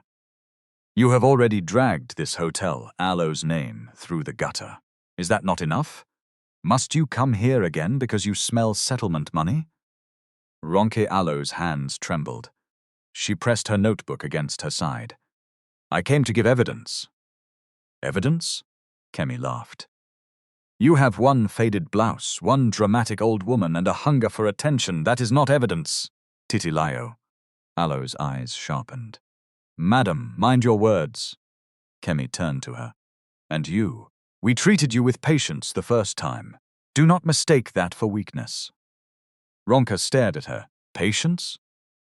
Kemi ignored her. She pointed toward the road. Both of you should leave before the CEO arrives. Titilayo looked through the glass doors. He is already inside. Kemi Ibe's face tightened. How would you know? Titilayo did not answer. Kemi looked at the security officers, escorted them away. The first officer hesitated. Ma, she has a printed invitation. I am your director. I am the invitation. Ronke stepped forward. No, a title is not permission to do anything you like. Kemi Ibe's eyes widened. You have learnt nothing. I learnt plenty. I learnt to keep dates. I learnt to keep bank alerts. I learnt that videos have backups. And I learnt that people who shout security you the loudest are often afraid of what the cameras saw.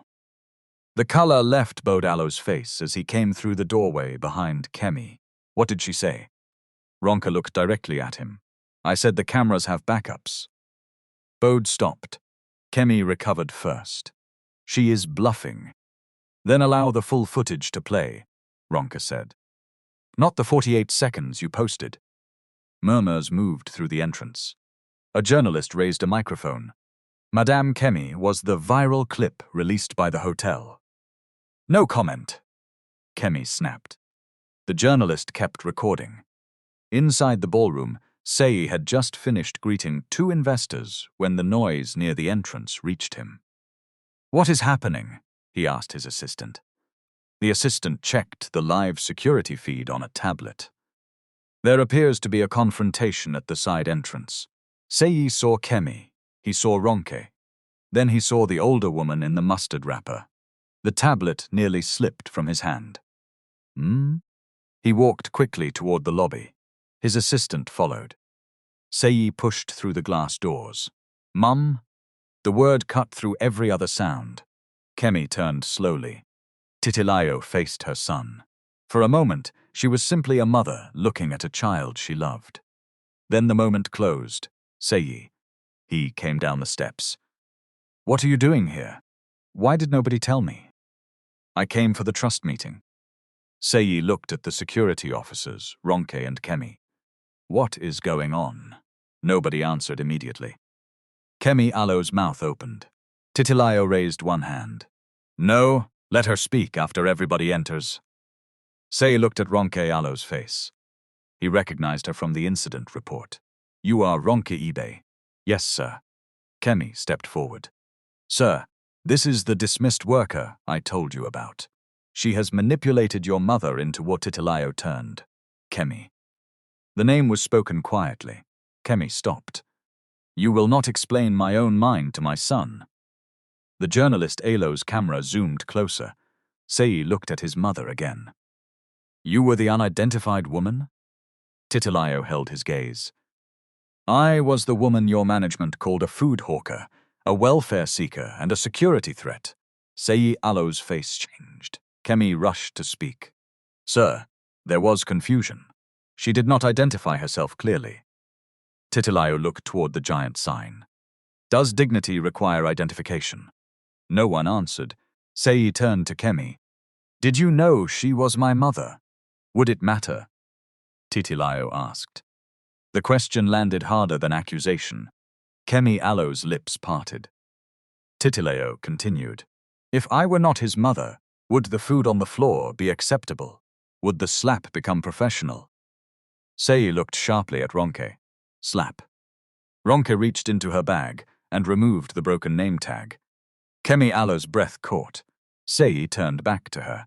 You told me there was no confirmed physical injury. Sir, the situation was chaotic. Did you strike her?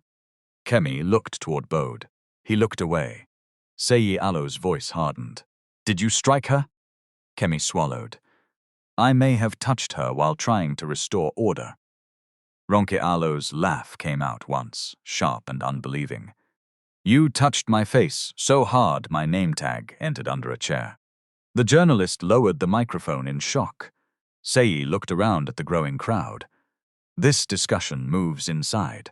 Now. The summit did not begin at noon as planned. At 12:07 p.m., 314 guests sat in the ballroom facing a stage, no longer prepared for an award ceremony. The Leader of Compassion plaque had been removed from its stand. Kemi sat at one end of the front row. Bode sat 2 seats away from her. Neither looked at the other. On the stage stood Sei, Titilayo, Ronke, Halima, Musa, and the lead auditor. Musa Alo's suspension had been lifted temporarily so he could testify. He wore a plain dark suit instead of his security uniform. Halima Alo's hands shook around a folder. Ronke Ibe's knees felt weak. Titilayo stood beside her. Sei approached the microphone. Ladies and gentlemen, today Ibe's summit was designed to discuss dignity in hospitality. Before we speak about the industry, we must examine what happened in this hotel. The room became silent, he continued. My mother, Mrs. Titilayo Adeyemi, is not only a member of my family. She is a co-founder of this group. Chair Emeritus and authorized representative of the Adeyemi Family Trust, which controls 51% of voting rights in this company. A low murmur spread across the hall. Kemi stared at the floor. Ronke watched people Ibe's faces change. Some had seen Titilayo by the entrance and ignored her. Now they sat straighter. That change disturbed Ronke more than she expected. Titilayo took the microphone. Please do not respect me now because you have heard percentages, she said. That would mean we have learnt nothing. The hall quieted again. I entered this hotel through the service gate because my car broke down and the main road was closed. I was carrying documents concerning contract workers. I was also carrying food. She placed the dented metal flask on the lectern. A small sound moved through the audience. Ah, this flask was thrown to the floor. But that is not the most serious matter. The serious matter is that a young woman with no power was punished for asking that I be treated as a human being. Titilayo turned toward Ronke. Tell them only what you know. Ronke stepped toward the microphone. The lights were bright, too bright. She could see the gold chair where her name tag had disappeared beneath the frame. She could see phones raised again. Her mouth dried. Then she opened her notebook. My name is Ronke Ibe. I worked here for 18 months through a staffing agency. On Friday, July 17th, at about 6:39 in the evening, Mrs. Adeyemi was brought through the service corridor. She spoke slowly. She gave times. She described the flask falling. She described the shaking hands and dizziness. She described asking for a chair. She described being ordered to kneel. Then she described the slap. Her voice broke only once. When I left the hotel, I took Mrs. Adeyemi to Yaba Community Medical Center. I paid 8,450 naira from the money I had saved for my certificate examination. Sei looked down. Ronke continued. The next morning, I was dismissed for assault and suspected theft. A video was posted. My placement interview was postponed. Employers stopped calling me. I was offered money to sign a statement saying no assault happened and that I stole an access card. Kemi stood suddenly. This is one-sided. Sei raised his hand. You will have time to respond. Kemi remained standing. The public is watching. She is presenting herself like a saint. Ronke turned toward her. I am not a saint. I was afraid. I almost signed. I became angry with people who were also afraid. But I did not steal your card. The simplicity of it stopped Kemi more effectively than shouting. Sei nodded to the auditor. The giant screen behind them changed. A timestamp appeared. 6:38:51 p.m. The full lobby footage began. The angle was wide and clear. The room watched Titilayo enter beside Musa. They watched her open her handbag. They watched Kemi grab it. They watched the flask fall. They watched the food spread across the floor. Nobody spoke. The video continued. Ronke placed her tray down. She approached Titilayo. Kemi blocked the chair. Ronke refused to kneel. Then the slap came. On the giant screen, it looked even worse than Ronke remembered. Her head snapped sideways. The name tag flew. A glass slipped from somebody Alo's hand in the ballroom and struck the floor. It did not break. The sound still made everyone jump. Kemi stared at the screen. Her face had gone grey beneath the makeup. The video ended with Bode bending to pick up the trust envelope after Ronke and Titilayo left. The auditor paused the frame. Bode Alo's hand was clear. The envelope seal was visible. Seyi looked at him. "You told me no trust document was recovered." Bode cleared his throat. "I did not know what it contained." "You opened it," Titilayo said. Bode looked at her. The auditor changed the screen. A document log appeared. The envelope was later photographed on Mr. Daniels Alo's office scanner at 7:28 p.m. The auditor said. The scan metadata was preserved. Bode shifted in his seat. Kemi turned toward him. "You said you destroyed the scans." The room reacted at once, a wave of gasps. Kemi realized what she had said, too late. Alo's voice became very quiet.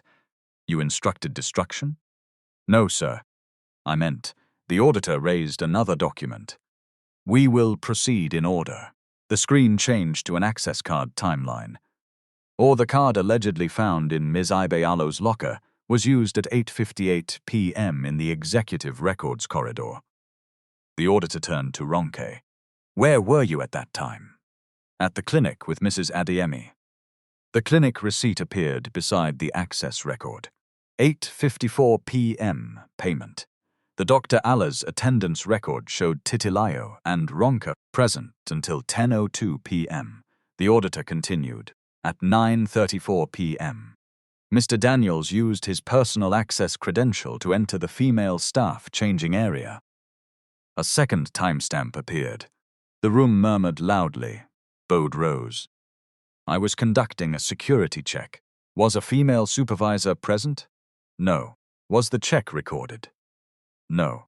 "Why was the allegedly missing card used 36 minutes before you entered the locker area?" Bode looked at Kemi. Kemi folded her arms. "I knew nothing about any planted card." Bode Alo's mouth fell open. "You told me to make her the incident." The hall erupted. Say struck the lectern with his palm. Silence. The room settled slowly. Kemi turned on Bode. "He is lying because he handled the security response." Bode pulled out his phone. "You want lying? I kept your messages. Do not dare. You already sacrificed me." He opened an email thread and handed the phone to the auditor. Kemi moved toward him. Two security officers stepped between them. The auditor read from the screen. Message from Ms. George to Mr. Daniels, 8:51 p.m. Control the footage. We need the worker to appear responsible before Seyi receives any outside story. Kemi closed her eyes. Another message followed. Place the administrative breach in her file. The agency will terminate faster if theft is included. The hall became so quiet that Ronke could hear the air conditioning. Bode sat down heavily. Kemi remained standing. Her scarf had shifted at the neck. For the first time, she looked less like a polished executive and more like a person trapped inside her own words. The auditor moved to the payroll findings. Over 11 months, 47 contract workers were subjected to deductions unsupported by attendance records, training invoices, or signed policy acknowledgements. A chart appeared. The preliminary unsupported amount is 18,473,000 naira. The audience reacted again. Several permanent employees looked toward the contract staff standing along the back wall. The auditor continued. Staff tips were transferred into a promotional account. Welfare funds were used for influencer gift bags and executive event expenses. 4 consultancy payments went to Daniels Service Advisory, a company connected to Mr. Daniels Alo's brother-in-law. Bode shook his head. The company provided services. What services? Sei asked. Operational consulting. Show me one deliverable. Bode opened his mouth. Nothing came. Halima stepped forward. Her hands still shook, but her voice did not. I raised these discrepancies in February. The report was returned to management for clarification. After that, workers who complained lost premium shifts. Kemi stared at her. You sent the envelope. Halima looked back. Yes, you ungrateful woman. I protected your position for years. You protected my silence, Halima said, not my position. The line moved through the room like wind. Kemi turned to Sei. Sir, listen to me. These figures can be explained. Hospitality has flexible cost allocation. And this girl, she pointed at Ronke, is only a contract waitress. Are we going to destroy senior careers because somebody who carries trays feels insulted? The ugliness was no longer hidden. It stood in the center of the room wearing emerald green. Titilayo took the microphone. You did not make one mistake, she said. You built a system where a person Alo's dignity depended on whether her clothes impressed you. Kemi Alo's eyes filled, but her voice stayed hard. I delivered results. Occupancy rose by 12%. Guest ratings improved. Sponsors renewed. And workers went hungry while signing for money they did not receive. Titilayo replied, Business is not charity. No, it is responsibility. Kemi looked around at the audience. Everybody here knows how difficult it is to maintain standards.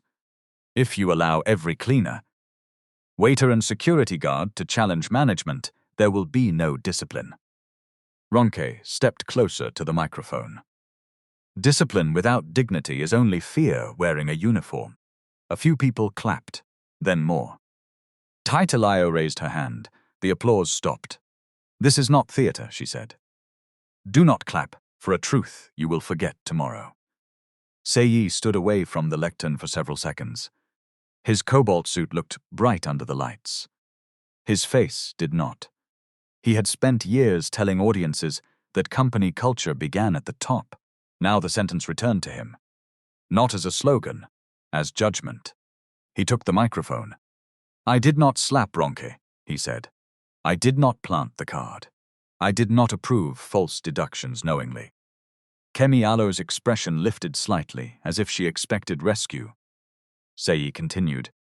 But I signed the renewal of the staffing contract. I received reports that praised performance without asking why employee turnover was rising. I allowed people at the bottom to become numbers beneath people at the top. He turned toward the contract workers. I did not know is not the same as I am not responsible. Kemi Alo's small hope disappeared. Sei faced Ronke. Imzib, I am sorry. Ronke looked at him. He did not say for what you feel. He did not say if you were offended. He said, you were assaulted, dismissed without fair process and publicly defamed under my company Alo's name. That should not have happened. I am sorry. Ronke nodded once. Thank you, sir. Then she added, but apology should reach the others too. Sei looked toward the back wall. It will. The family trust lawyer stepped onto the stage with a written resolution. Sei read it before signing. Effective immediately, Mr. Bode Daniels is suspended from all duties pending forensic investigation. All access to company financial and security systems is revoked. Relevant records will be referred to the appropriate authorities.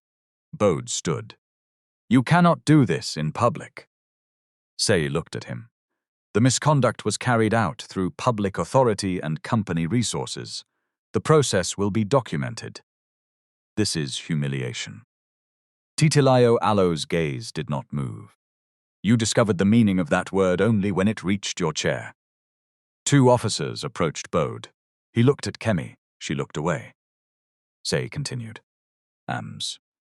Kemi George Allo's employment is terminated for gross misconduct, assault, falsification of an internal report, interference with evidence and retaliation against workers. Kemi Allo's face crumpled. No, sir, please, let us discuss privately. She stepped toward Titilayo. Ma, I did not know who you were. I was under pressure. The summit fun. Titilayo stopped her. You humiliated people publicly because you believed they had no voice. Your accountability will not become private merely because shame has finally reached your own door. Kemi Allo's knees seemed to weaken. She held the back of a chair. I have given 9 years to this company.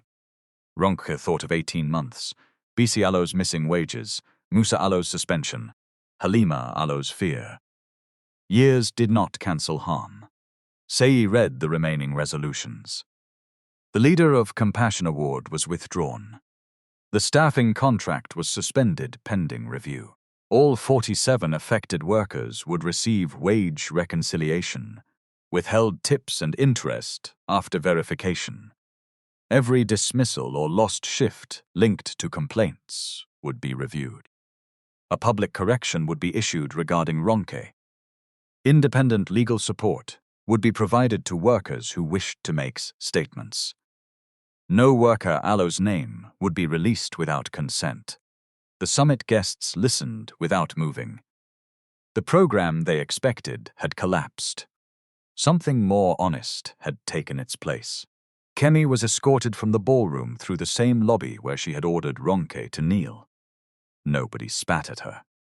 Nobody struck her. There was no mob. Only cameras. Only records. Only the full weight of what she had done. At the doorway, Kemi turned toward Ronke. You think this will make you rich? Ronke looked at her. Then what have you gained? My name back. Kemi had no answer. She left. Bode was taken to a separate office, while investigators secured his laptop and phone. He was not marched out in handcuffs for dramatic effect. The evidence would go through procedure. That mattered. Justice was not stronger because it was louder. It was stronger because it could survive questions. After the ballroom cleared, Ronke remained near the stage. Her body felt light and heavy at the same time. Sei approached her. My mother told me you are studying elderly care. I was. My placement was paused. I sold my mother Allo's sewing machine to pay rent. Sei Allo's face tightened. We will compensate. Titilayo walked over. Careful, she said. Sei stopped. Titilayo looked at Ronke.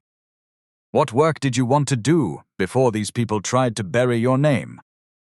Ronke glanced at the dented flask on the lectern. I wanted to care for older people. Not only feed them or give medicine. I wanted to help families understand what dignity looks like when somebody becomes weak. Titilayo nodded. Then we will restore the road they blocked. Ronke looked at her. You will not give me a job because I helped you. No, the answer came immediately. You will still have to walk the road yourself. Sei looked between them. A small smile touched his mouth. My mother has been saying that to me since I was 12. Titilayo looked at him. And you are still learning. For the first time that day, Ronke laughed. It was not a big laugh, but it belonged to her. The public correction appeared before midnight. Harbor Crest posted the full statement on its website, social pages, and staff recruitment channels. It named Ronke clearly. Miss Ronke Ibe did not steal an access card. She did not assault management. She acted to protect an elderly visitor who required medical attention. The earlier video circulating online was incomplete and misleading. Harbor Crest Hotel accepts responsibility for the failure of its internal processes and apologizes without reservation. The company also requested every account that had reposted the accusation to attach the correction. Some removed the video. Some did not. A lie traveled fast because it was entertaining. The correction had to walk behind it. knocking on every door. Ronke sat on her bed at 1:13 a.m., reading the statement again. Her room looked different without the sewing machine. The corner remained empty. But her name was no longer empty. The training director called the next morning.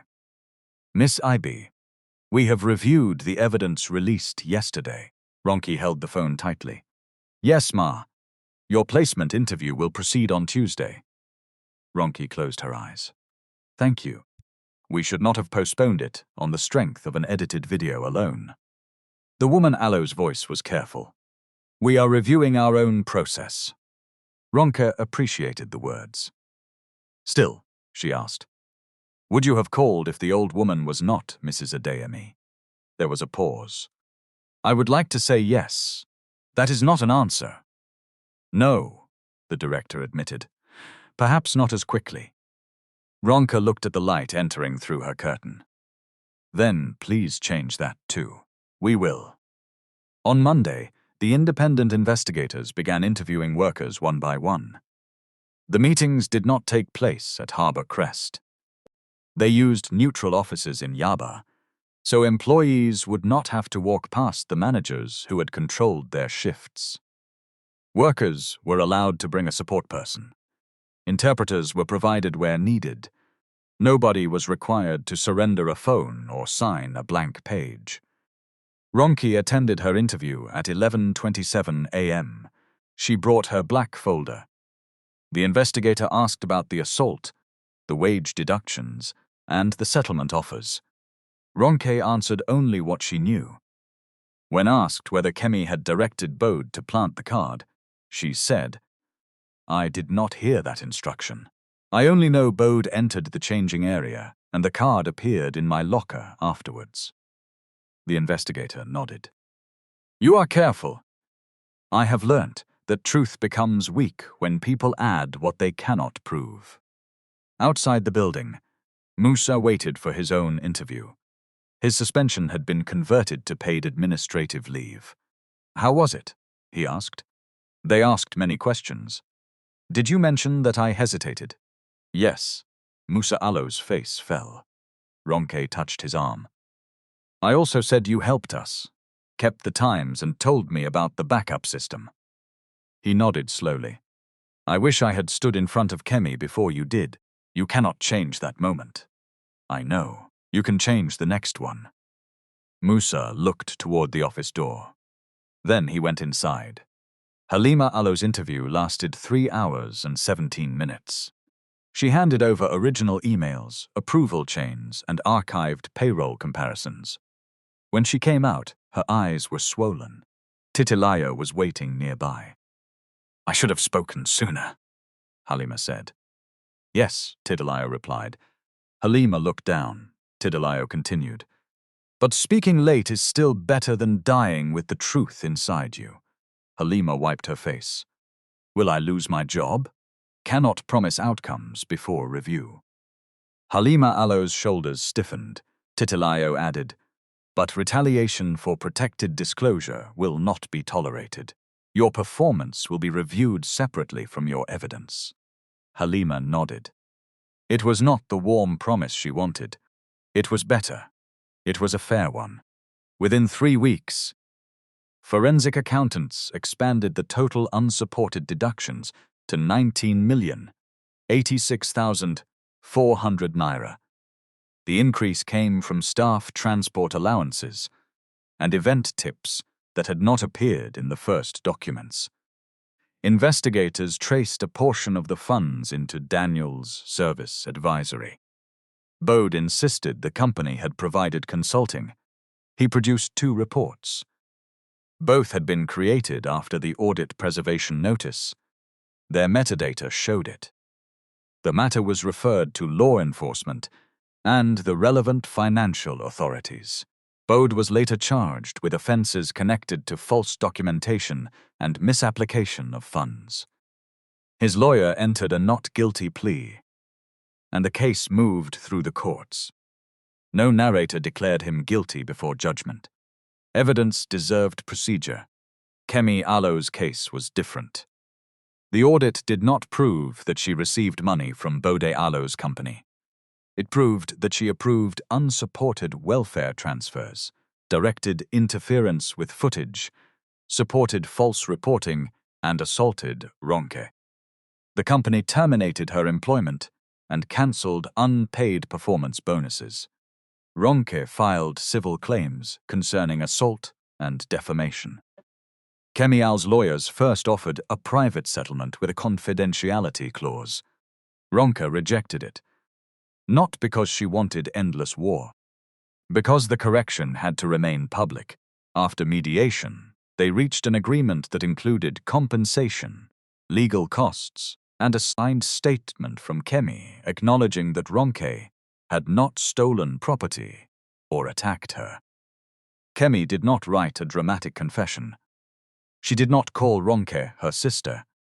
She did not become kind overnight. Consequences could force accountability. They could not manufacture character. 1 month after the summit, Harbour Crest began the wage reconciliation. Each affected worker received a private statement showing every deduction under review. The company held small meetings, not one large ceremony. Nobody was brought on stage to cry for cameras.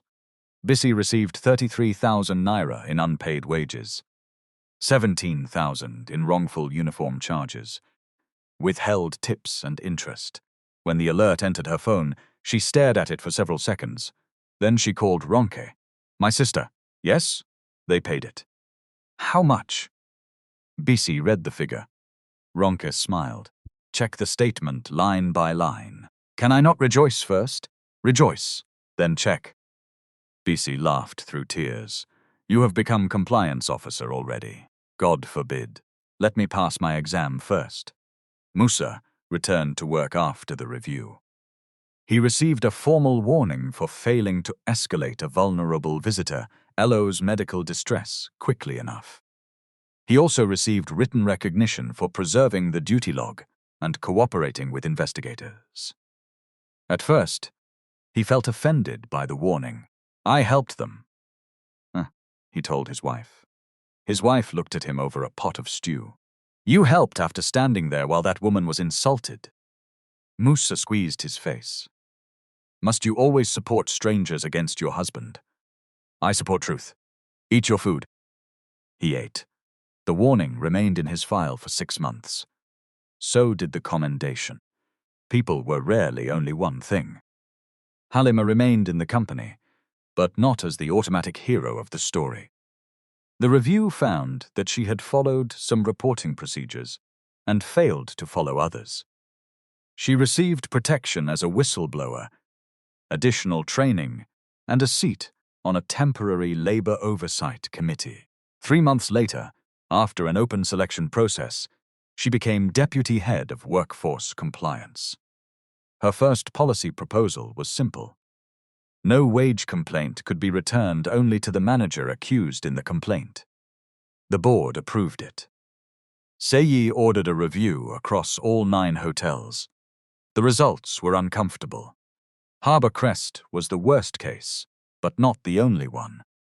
At 2 other properties, contractors had charged workers for uniforms above actual cost. At one serviced apartment complex, staff had signed payroll sheets before transfers entered their accounts. Seyi published a summary of the findings. Some advisors objected. "Sir, competitors will use this against us," one said. Seyi looked at the draft report. "If we hide it, workers will use it against themselves by believing nothing changes." The company introduced new rules. Every contractor had to provide employees with a plain language breakdown of pay and deductions. Tips could not enter general promotional accounts. Payroll signatures had to occur after payment confirmation, not before. Quarterly audits would sample employee bank alerts with consent. A reporting line outside hotel management would accept complaints. Retaliation would trigger automatic review.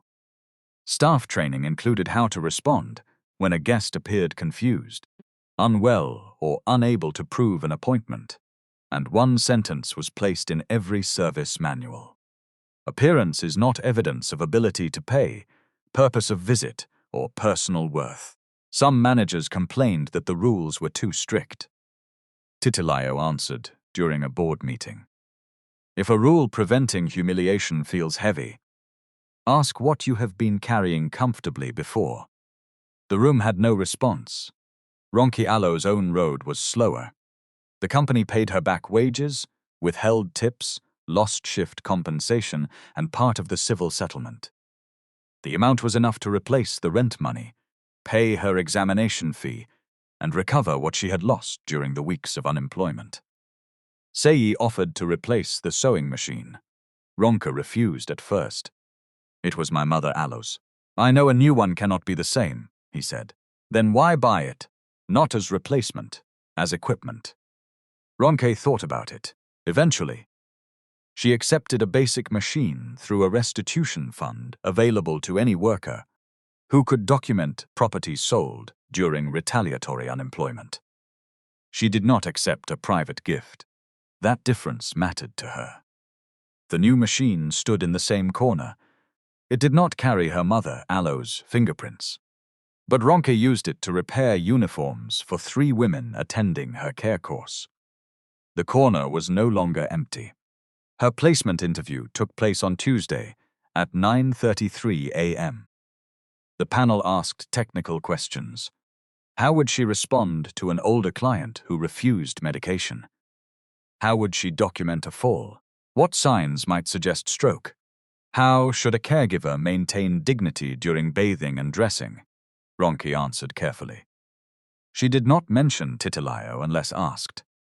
At the end, one panel member said, "Your recent experience shows strong character." Ronke replied, "It also showed me where I still need training. I reacted correctly to the medical signs, but I had no formal pathway for reporting workplace abuse." The panel exchanged glances. She received the placement. For 6 months, Ronke worked under supervision at a senior living and recovery center in Lekki. The hours were long. Some residents were difficult. Families arrived late, complained loudly, and sometimes blamed staff for illnesses no caregiver could reverse. Ronke made mistakes. Once, she recorded a meal at the wrong time. Once, she forgot to restock gloves.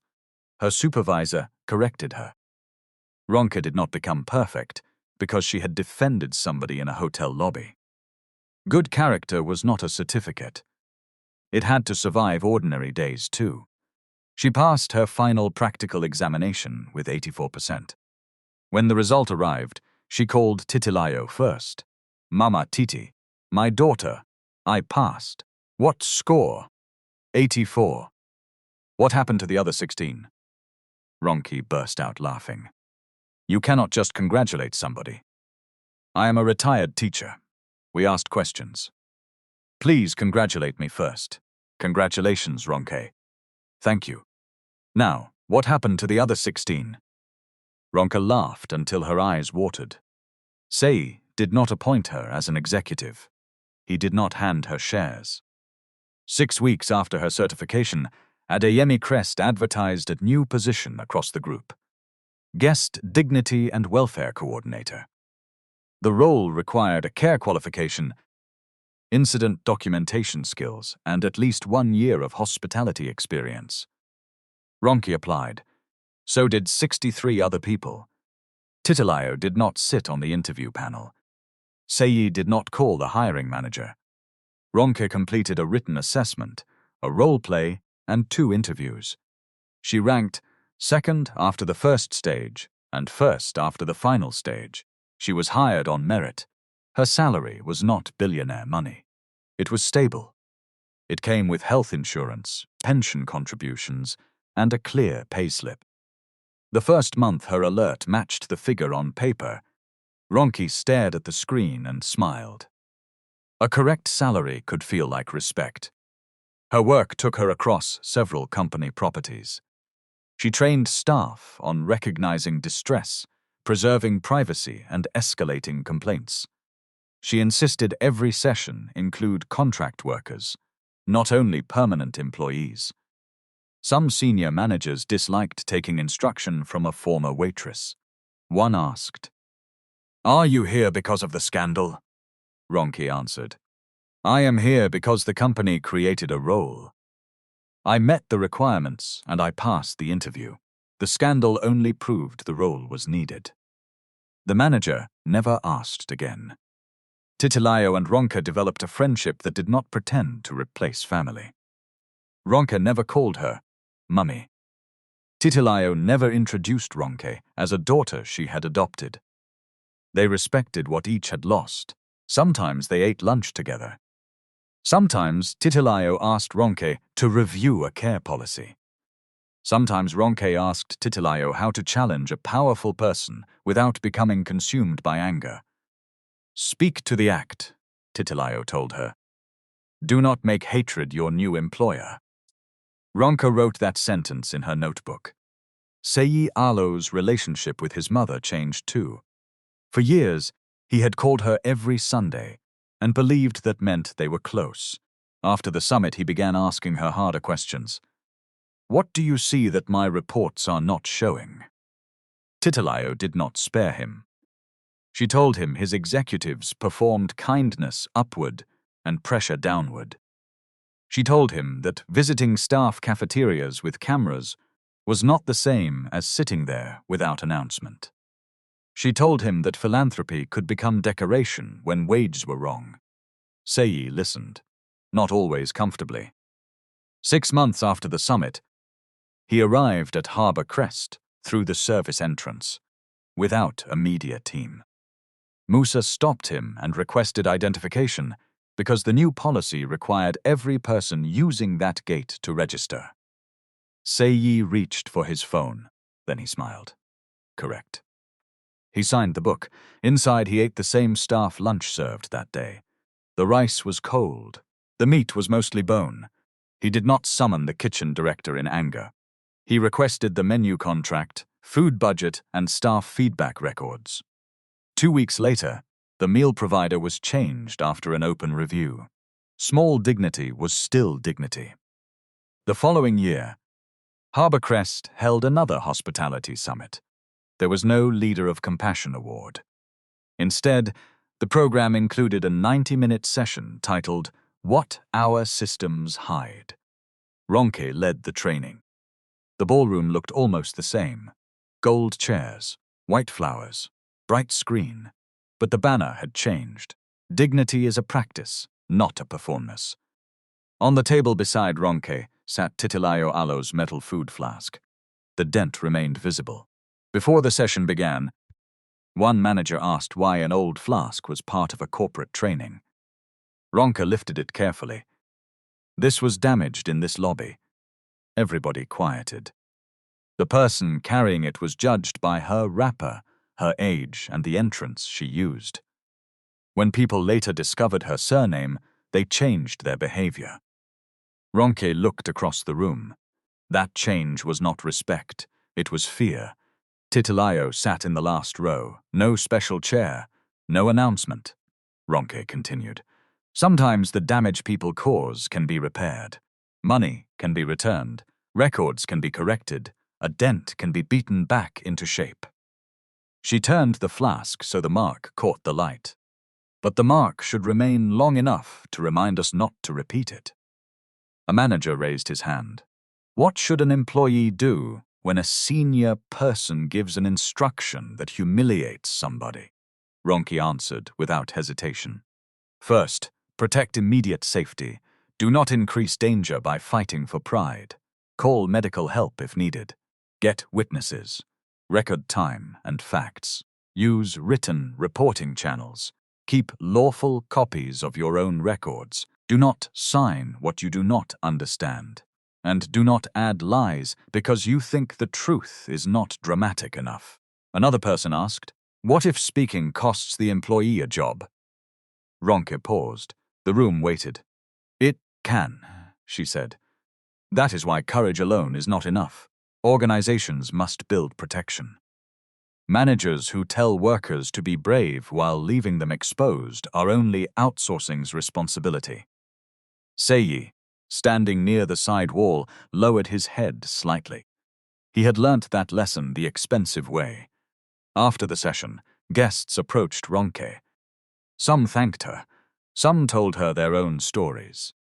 One young contract worker waited until the room was almost empty. "Ma," she said, "our supervisor still collects part of our transport allowance." Ronke did not promise instant punishment. She took out a form. "Tell me what you received, what you signed, and the dates. We will preserve your identity while we verify." The worker looked relieved. Not because a billionaire was coming, because a process existed. At the back of the ballroom, Titilayo picked up the flask. Sei joined her. "You knew she would be good at this," he said. "I knew she had courage. That is not the same thing." "No." She built the rest. Sei watched Ronke speak to the worker. "Mum, would you have revealed yourself that first night if she had not taken you to the clinic?" Titilayo thought about it. "I would have revealed myself when necessary." "And if she had walked away?" "Then the audit would still have continued." "So why did she become central?" "Because systems show their truth through how they treat the person who says no." Sei nodded slowly. Outside, evening settled over Victoria Island. Car lights moved along the road. The lagoon held broken pieces of orange sky. Ronke left the hotel through the main lobby. Nobody stopped her. Nobody bowed. That was not what she wanted. Musa stood at the entrance and raised one hand. "Madam Coordinator, do not start. Your big office has changed you. My office is smaller than your security room, but it has air conditioning. Come and collect it." They laughed. Ronke stepped outside with her notebook under one arm. Her phone vibrated. A bank alert showed her monthly salary. The exact amount matched her payslip. She smiled and kept walking. The next Sunday, Ronke traveled to the cemetery where her parents were buried. She had not gone there for almost 11 months. Transport cost money, and grief did not become cheaper because it was old. The morning was quiet. A man trimmed grass near the far wall. Harmattan dust rested lightly on the headstones, though the air still carried the wet smell of recent rain. Ronke brought no expensive flowers.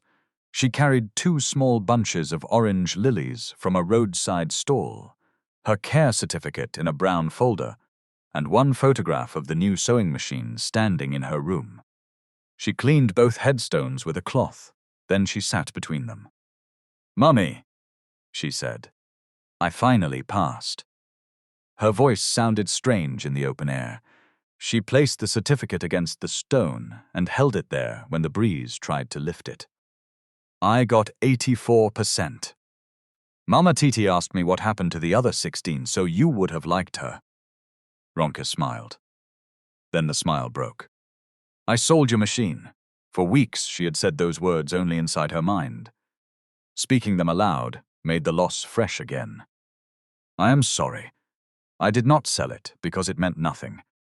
I sold it because it meant something that could still help me survive." Her fingers pressed against the photograph of the new machine. "They helped me get another one. It does not sound like yours. The pedal is too smooth. It does not shake the table. But I am using it." Ronke looked at her father Allah's name carved into the stone. "Daddy, I stood in front of many people and spoke. My knees were shaking. I wanted to run, but I spoke." A bird landed on the wall and flew away again. Ronke sat there for a long time. She did not pretend her parents could answer. She did not search the wind for signs. She simply allowed herself to be the daughter she had not had time to be while surviving. Before leaving, she folded the clinic receipt that had started everything and placed a copy inside the certificate folder. Not as proof that she was good. As proof that one decision could become expensive, frightening, and still worth making. When she returned to Oril, Titilayo was waiting outside her room with a covered bowl. Ronke stopped. "How did you enter the compound?" "Your landlord knows me now." That man respects people according to the car they arrive in. Then he also needs your training. Ronke laughed and unlocked the door. Titilayo noticed the red dust on her shoes. You went to see them, yes. How was it? Painful. Good. Ronke stared at her. Good. Some pain means the heart is still honest. They sat beside the new sewing machine and ate jollof rice from the bowl Titilayo had brought. Neither woman spoke for several minutes. There was no need. Ronke had once believed that being strong meant needing nobody. Life had taught her something more difficult. Strength could also mean accepting fair help without surrendering control of your life. Titilayo had once believed that good policies could protect people if leaders wrote them carefully enough. Ronke had shown her that every policy needed a door through which frightened people could actually enter. They had not rescued each other. They had corrected each other, Alo's blindness. That was rarer. The part of this story that stayed with me was never the moment the hall discovered that the humiliated old woman was the mother of a billionaire. That reveal was powerful. But it was not the moral center. The moral center came earlier, when Ronke stepped forward, believing Titilayo had nothing to offer her. If we regret cruelty only after learning that the person we insulted has money, influence, or a powerful relative, we have not learnt respect. We have only learnt fear of consequences. Human dignity begins where reward ends.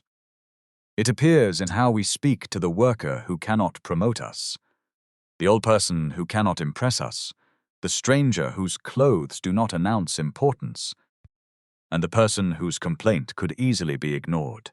Titles can be hidden. Wealth can be hidden. Connections can be hidden. But humanity should never need proof.